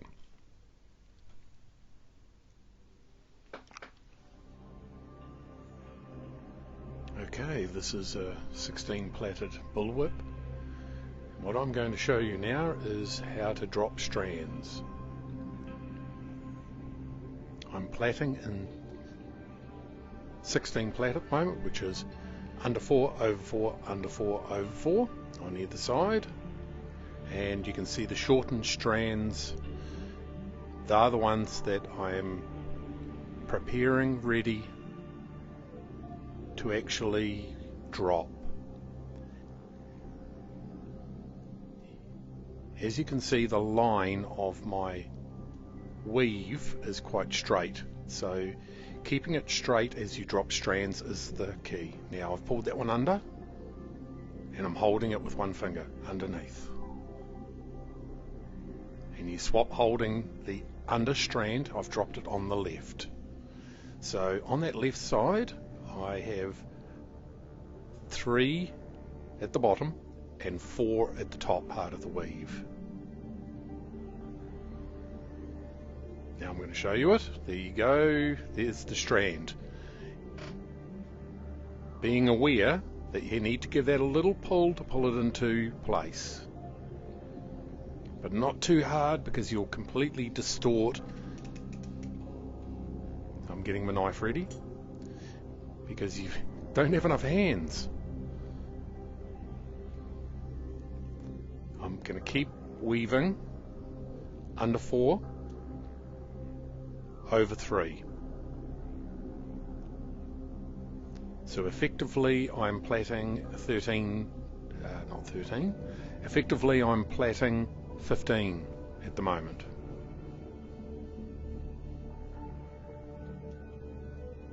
So now I'm going to gently pare it down to a point or pointing.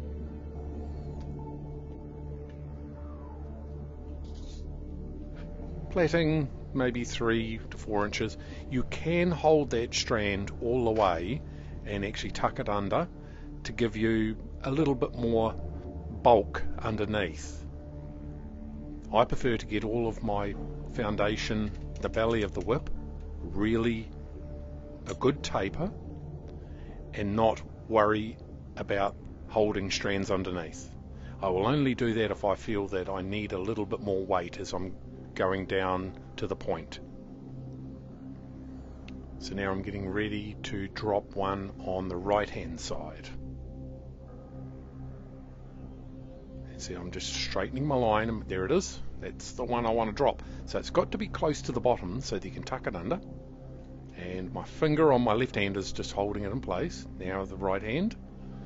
So now I'm effectively going under 4 on the right side over 3. Just make sure that you get those right. And there's my strand that I want to drop being held underneath. It's kind of like a juggling thing. It's quite difficult to actually keep track of it. But there, see, I was over 3 there. Look at that. See? It's there. I'm holding it. You can see it flick out on the left hand side there every now and then. You can see it more like underneath. By doing it one strand at a time, notice you can't even tell that I've dropped a strand on that left side.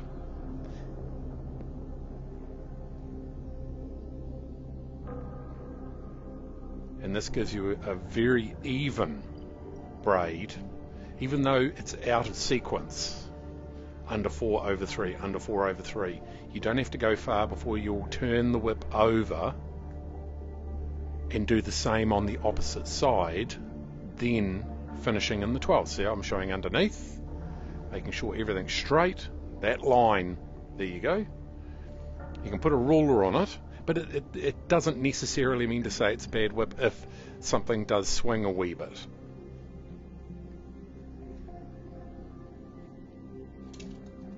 In a perfect world, nothing is perfect.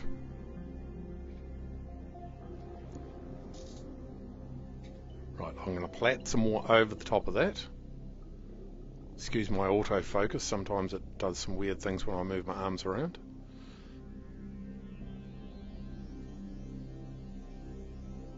It is tracking my hands, but if I move them too fast, I'm trying to do this real slow. so that it doesn't start blurring up on me. Normally by now I would have done all 4 strands. See, there's the next one to be dropped. Next one there. So I'm going to flip over the plait. I don't use a set holding vise. I use a tether onto a hook or an eye so that I can actually flip it over easily and have a look on the other side.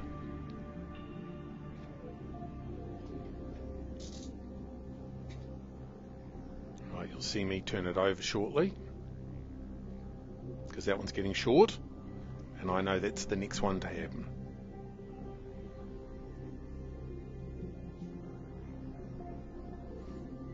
Always be aware that you pull the back strands more than any of the front strands.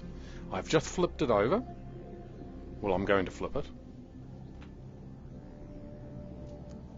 I have to have all of those strands untangled. Of course, my autofocus goes crazy.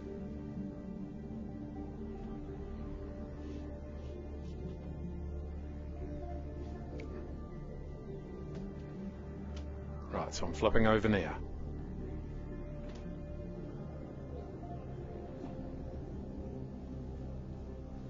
Making sure that my tether sits really straight.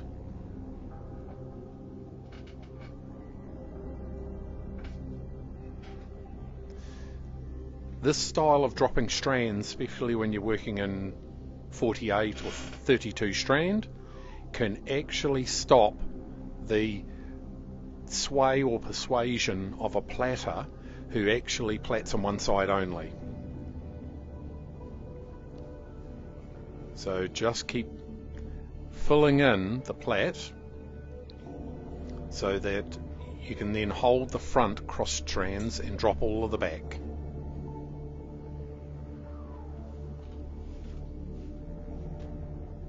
So that way you can see where you're at.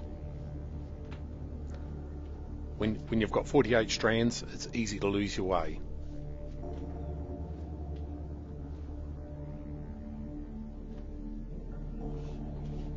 Right, now I'm coming to, of course I will be under 3 over 4. So there, I've tucked it under and I'm ready to roll.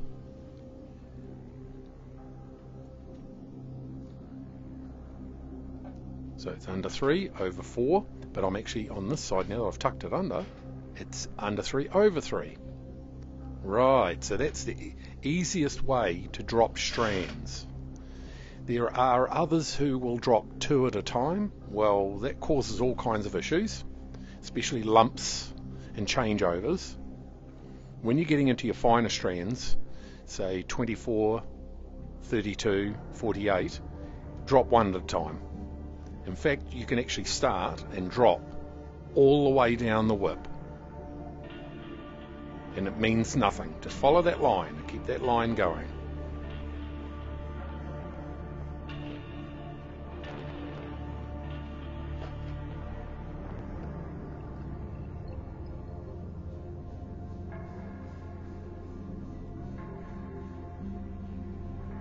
Just evening it up, making sure that I've got some good tight connections. I use a special plaited soap made from beeswax so it grips. There are some who use a slippery soap. Well, and in some ways that's kind of detrimental really, because it ends up not gripping and maybe it bites in, but soap is fundamentally slippery. But if you put beeswax with your soap, it will always give you grip. But it makes it pliable. It makes the kangaroo hide feel just like plasticine.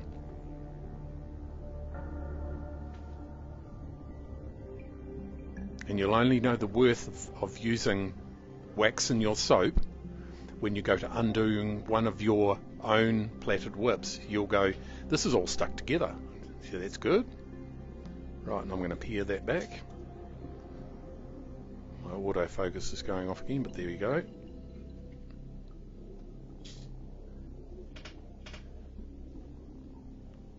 So effectively, I'm now at 13 plait. So I've just paused for a moment. Now we're away again.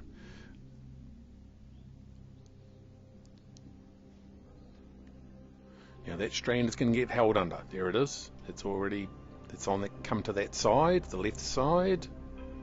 And there it is. And it's at the lower part, so you've got room to tuck it under and then ride the other strands over the top.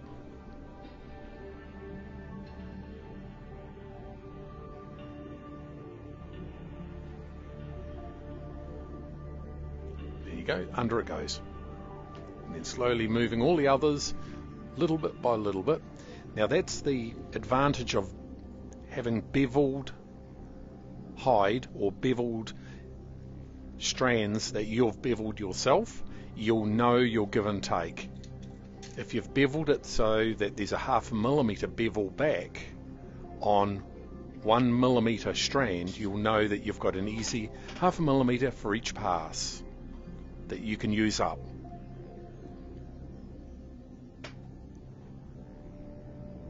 If you have troubles with gaps, bevel it a deeper bevel.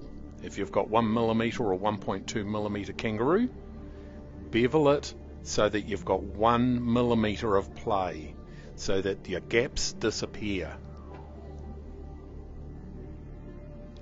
So right now I'm plaiting 12 plait, under 3, over 3, under 3.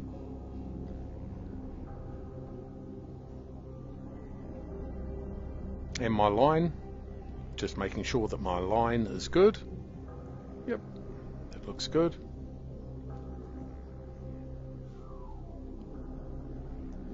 And there I'm going to peer down, or point down that strand I'm pulling there. Being aware that if you pull too hard, you'll distort it. It's about small changes equals one big change. There you go, it's all ready to be pointed and peered down.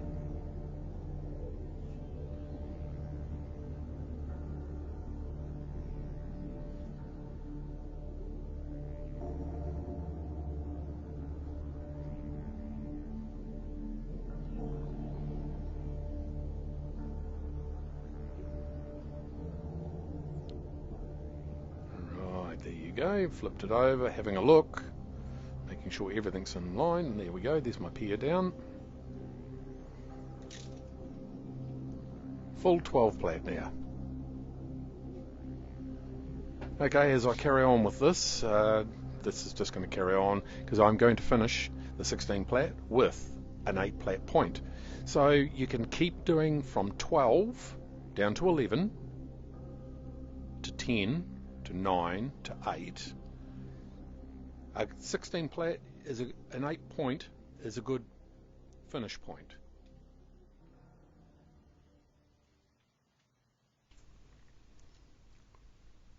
Not a lot happening. It's me pulling strands,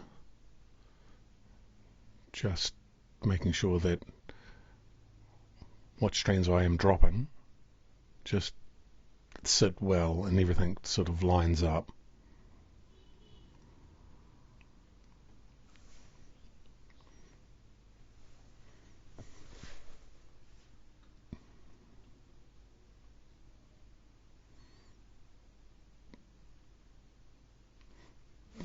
I could speed up some of this, but I'll leave it as is, and I'll go into the next section.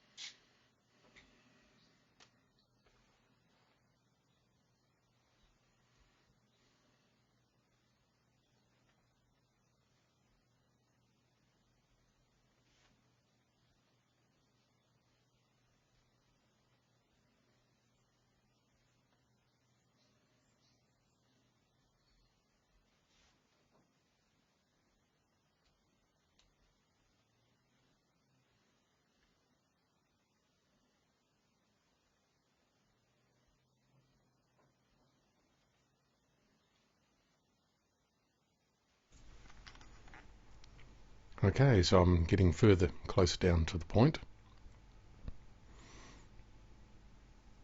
My light level has changed again because I now have to have a light on.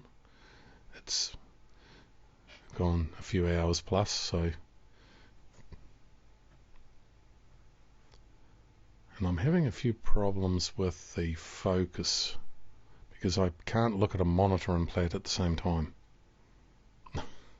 Difficult.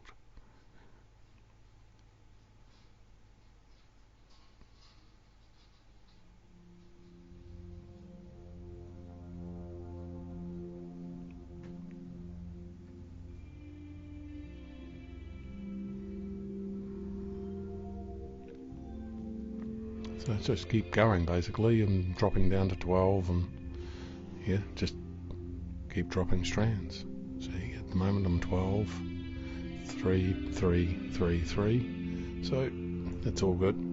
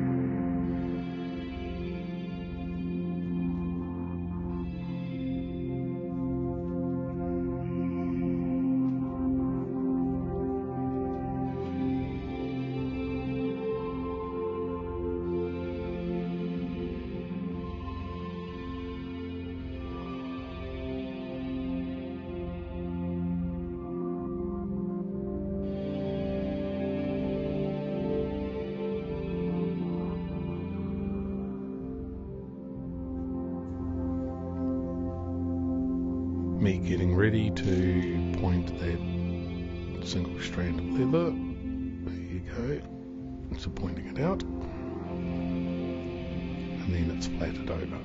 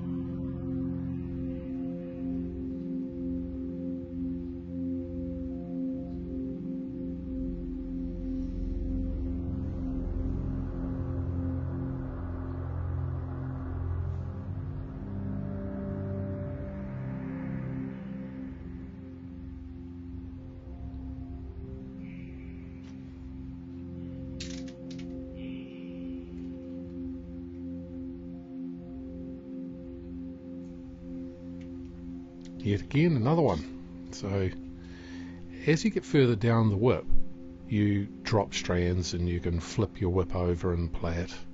So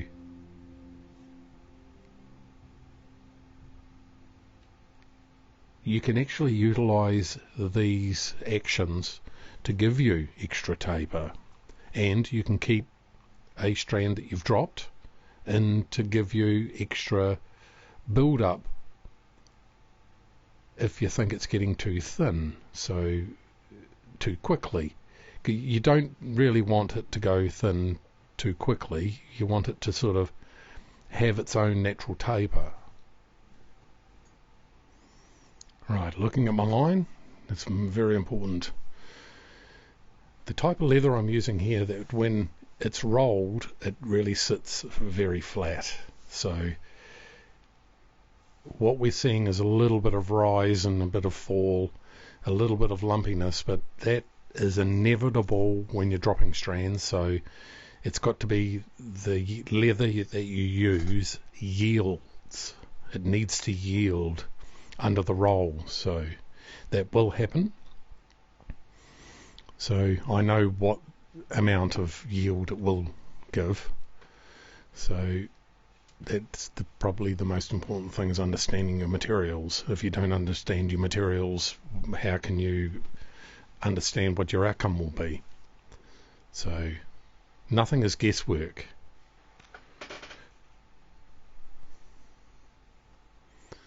I've flipped it over, and flipping it over, I've got to now recover the strands that would be underneath my plait, and then I'll drop some others to form my plait, the regime, how I'm doing it. And that's a flip over. So a flip over means that you're not going to get plait as a persuasion or sway continuously all the way down the whip. You can actually invert and flip it over to take that out. The natural action of the plaiting will give you a sway, a bend. I call it the sway of a whip. Whatever other people would call it, I have no idea. It's just what it is, the bend, because you're pulling a strand in a particular way, it will give something. So I'll let this carry on for a bit.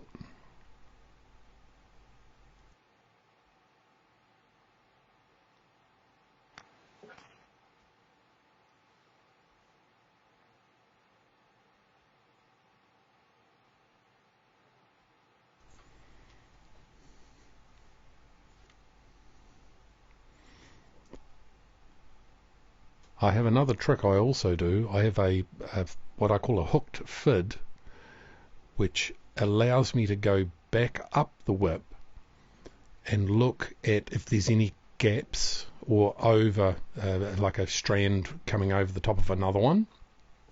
I can actually shift it and move it with my hooked fid and move them into place. So it's a little bit like a rope splices marlin, but it isn't. So it's like it. A hooked fid is very unique. I was probably at that time 25 years of age. I've been 10 years into plaiting, and I thought, I just can't do the work that I can with a standard fid that everybody works with, and I couldn't work with a spacer either, and I thought, oh God, these things are hopeless. I just want to be able to get underneath something and move something around. And so tying Turk's heads or heel knots or gaucho knots was very important. So I'm speeding up here, because otherwise it just drags on and on, hour after hour. You can imagine that.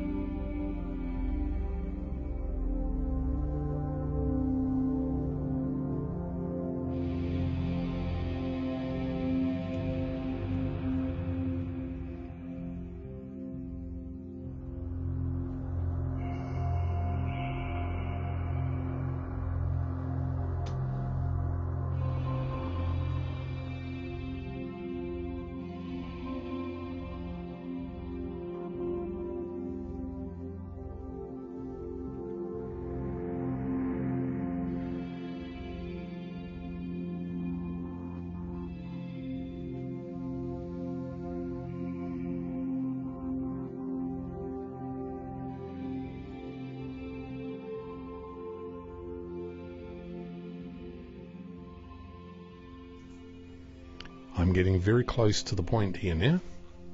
Let's get to the point. Isn't that funny? Some of the things that we use, some of the words. Like, let's let the cat out of the bag. Or you let the cat out of the bag. Well, that was a cat of nine tails. And that cat of nine tails, when it came out of the bag, means it was going to be used. So there's not enough room in this place to swing a cat. It's not a cat as a cat, it's a whip cat.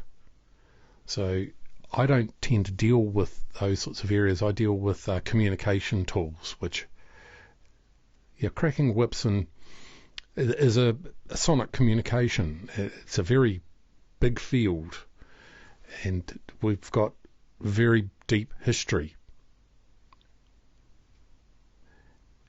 Plaiting, we've got a lot of history. Leather, we've got a lot of history that goes back to the beginning of time, for our human time. The very first materials. See, I'm getting to the point there. And it gets tighter, and you need to actually pare it down. So I've been paring down and working those strands to get them to finish to that point.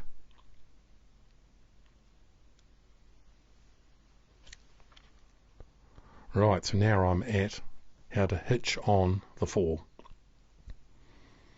Now, of course, there's different ways of hitching a fall on. I like to do it a particular manner where you can replace them yourself. And I try and teach all of my users, a stockman, whether it be drovers or whatever it is, how to see. There's my hooked fid that I have in my hand. It's like a hook shape on the end. It's a funny looking thing, but it's so useful for doing these sorts of things. It's probably the prime tool for every platter who wants to do knots and wants to do any shifting form of leather work. You've got to have a hooked fid.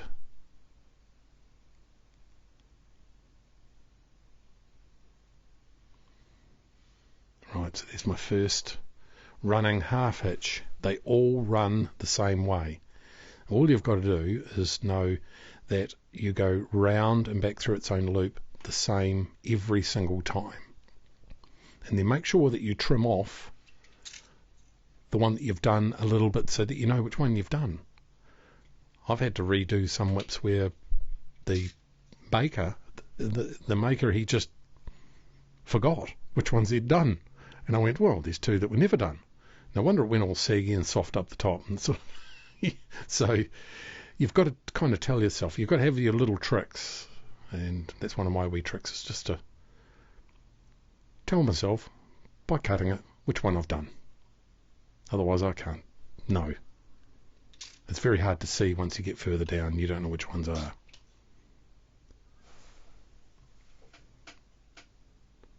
If you let the fall get too short while you're using a whip, you will damage this knot. The idea is not to let the fall get below 24 inches, 2 feet. If you let it go below 2 feet, the main action of the whip is always 23 inches back. The cracker will cut back. So if your fall is shorter than that, of course it's going to cut back up into the plait. It happens every time. I don't know how many I've repaired over the years. And I've measured and I've gone, good Lord, that this one was 22 and it was cutting back into the, of course, cut back 2 inches or an inch back into the plait. So there are certain things.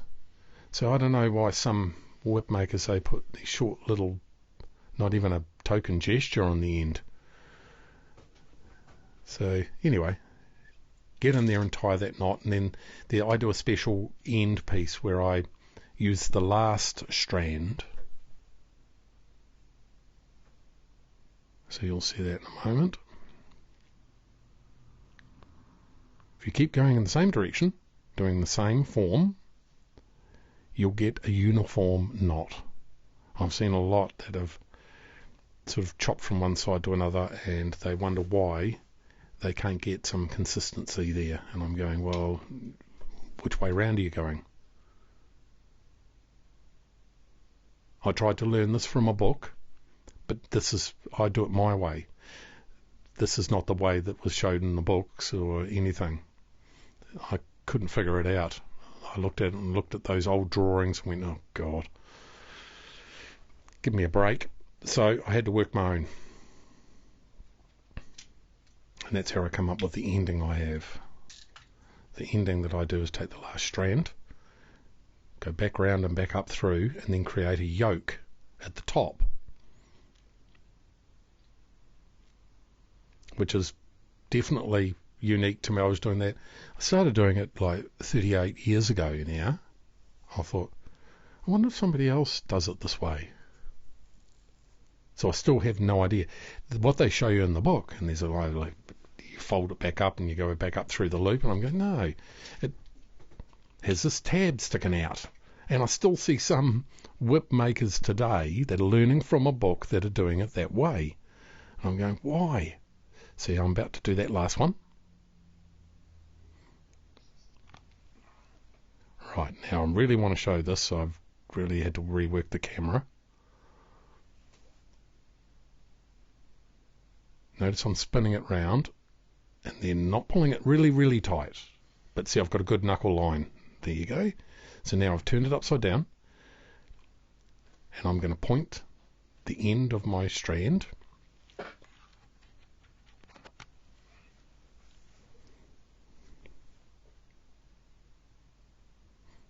and now I'm going to go up, back up through,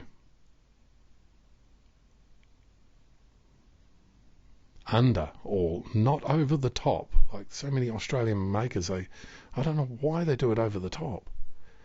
It's like, I can't figure it out. I think they do it that way so it's easy to undo, but it isn't. It's just right. So there, now I go, you can see I finish at the top there. Now I go round, that's the yoke, and then go back down the opposite side. And then that means I can pull that really tight in there, and then there's a safety yoke at the top of the fall in case you catch the crack around it.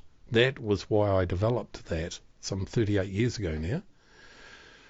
It was probably nearly 39. Because I had the problem of the cracker cutting in to that plait. See, the yoke is just waiting. Here, you can see I'm showing you, right, and you'll see how it all pops into place. You pull that fall. I'm trying to do it so you can see the action with the camera. Pulling it, right, now there's a moment when I flip it, put my thumbnail behind the fall, and then on that yoke, and let that fall slip straight off my thumb, straight in there. Right, now I pull what would be the yoke right in behind it. Look at that. Tight as. And you've got a safety barrier there to stop your cracker from cutting in behind your fall. And I trim that fall right down anyway. I've seen some makers where that fall top piece there is huge and it catches the cracker every time. So anyway, that's neither here nor there. What I do is what I do, and that's what you are seeing now. There you go. And it's easy to pop out the old one and pull in a new one with the same principle. Easy as. Now I'm going to redo the top. Okay, so it's got to be all undone. So speeding some things up a wee bit because it's a bit of a drag. Undoing something. A lot of people will see me whips to be undone and redone and then wonder why it's actually just as expensive as buying a new one. Well, you've got to undo it, then redo it. Tell me. Tell me. What do you think?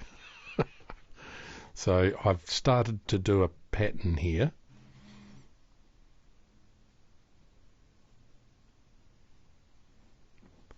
And I'll carry on with this pattern for the whole of the handle. And that just, I'm holding with one hand and then placing with the other, and I'm doing a multi-diamond pattern in there just to make it look a bit something.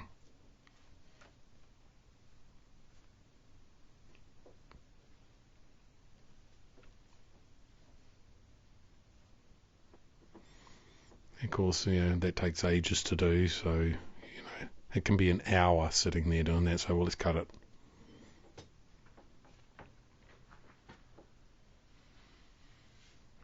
Right, so now that handle has been redone. There it is. Ooh, look at that. Right, so that's just a checkerboard multi-diamond pattern. So, you can do anything. Right. Rolling is very important. So, seating. Because it tells me what's going on.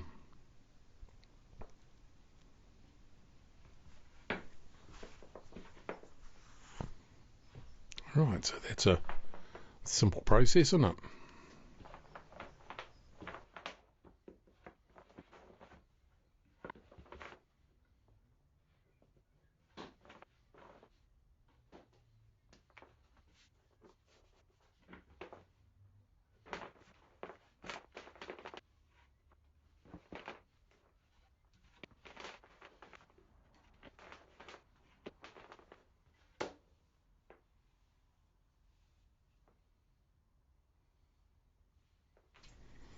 Just checking the whole thing.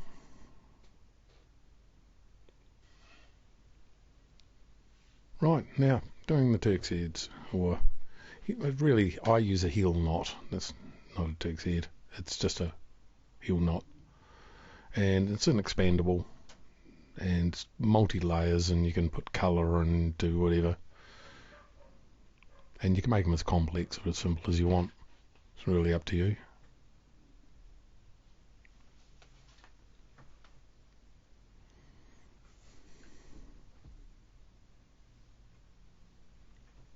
The one thing with longer handled bull whips, you don't want big heavy knots at that changeover point.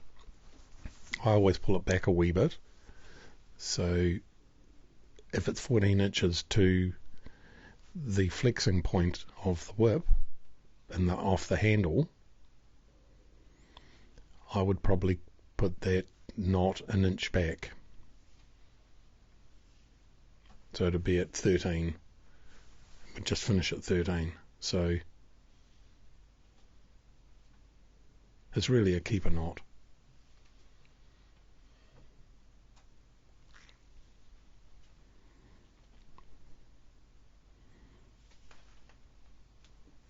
On my website, I've got a few bits and pieces, but I've got more on my YouTube channel on doing these knots.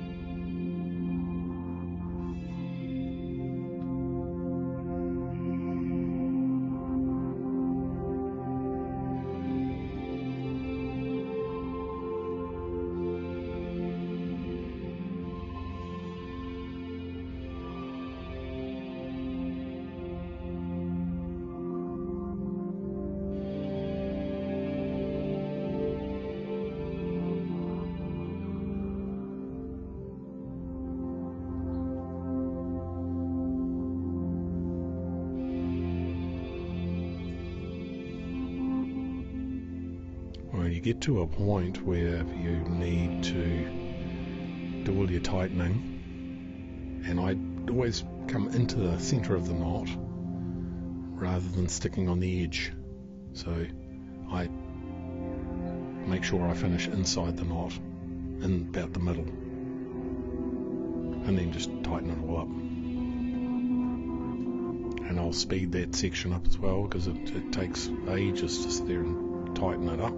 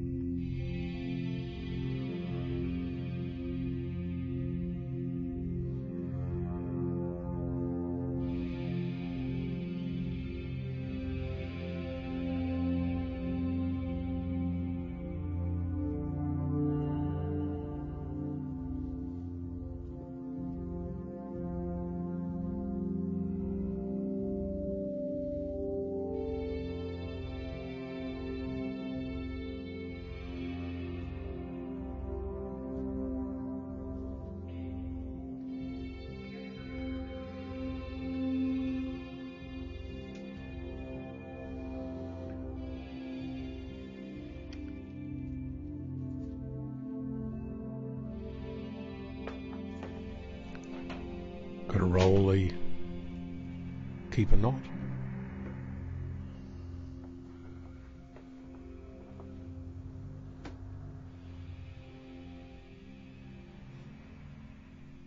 If when I'm doing that it moves, I haven't tightened it enough. It should never move. Now I'm going to do the heel. Of course I just put a cover over it, a leather cover.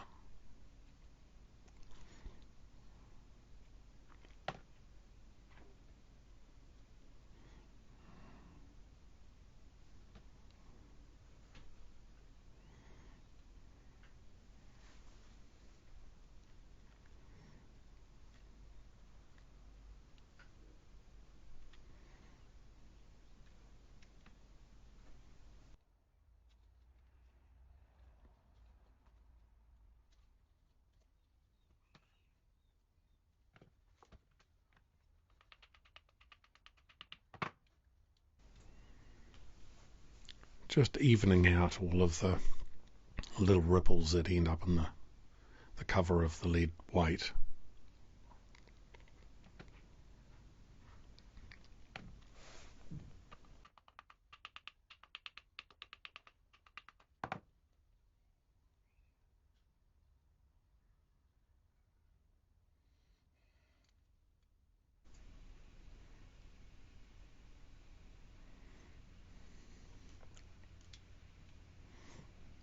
Not a lot you can say about this, it's just get in there and do it.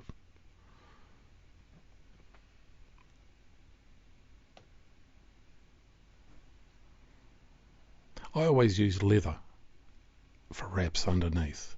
It's far better. Oh, I've seen some that use rope and all kinds of weird stuff. So the best, I reckon, is a nice piece of leather that will actually sit well, and you can hammer it into place. You can give it some form if you choose to, of course. It's all about what the person wants.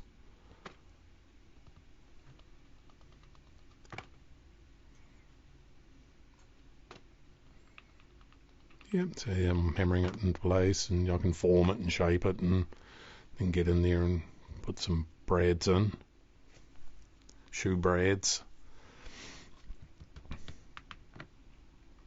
Yep, it's all good.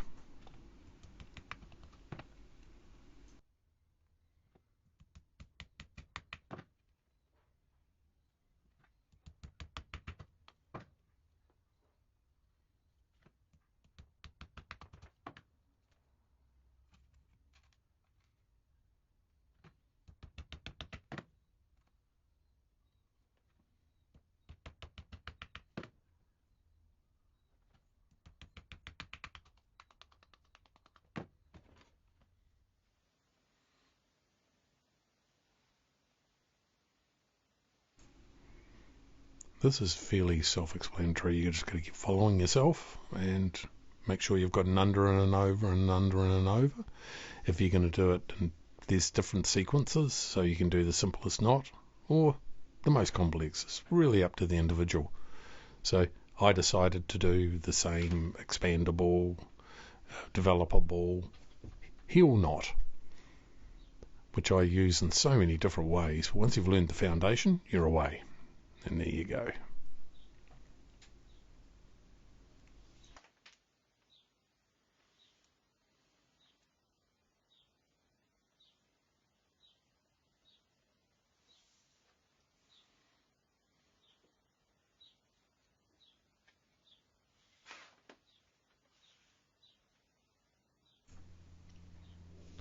This knot is so similar to the last one, the keeper knot. You can just keep expanding this knot and thread colour in and change it in so many different forms. This is even the basis for a gaucho knot. So you've got so many knots you can build on this foundation. Once you learn one good foundation, you can apply it. So my YouTube channel has exactly doing this in adding colour. So we can go a bit deeper into it.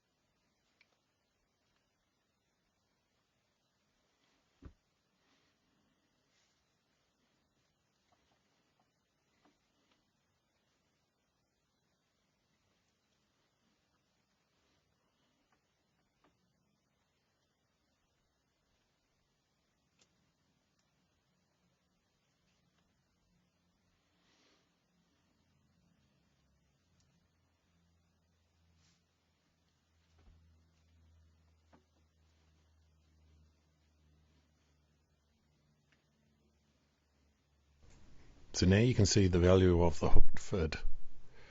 The hooked fid allows me to shift things around. It's not just a spacer. It allows me to get in and underneath.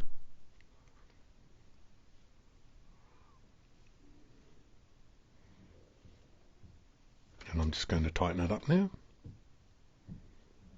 Hang on, can't see it properly there. Oh, focus. Oh, there. Oh, there we go.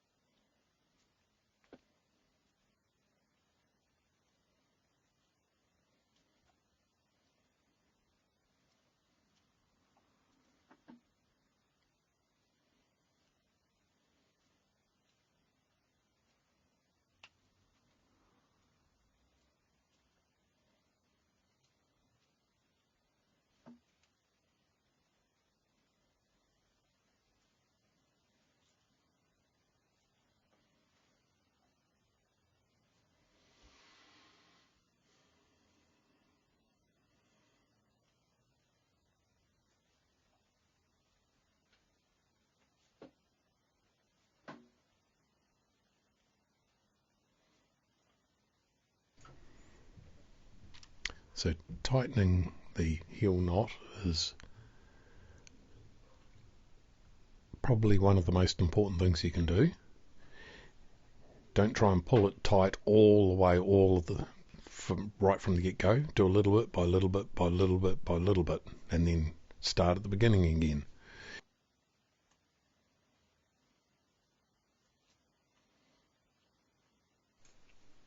By using that hooked fid, you can shift things around real easily. And just look at your spacings, and as you can see, I'm evening everything out. If you start having gaps, you can go back round and go round again and add another, or what I call a bite, which is taking a bite of the circumference. And there you go, I'm pulling the last one in, right in and under. Right, well, it concludes the build. I don't need to say any more.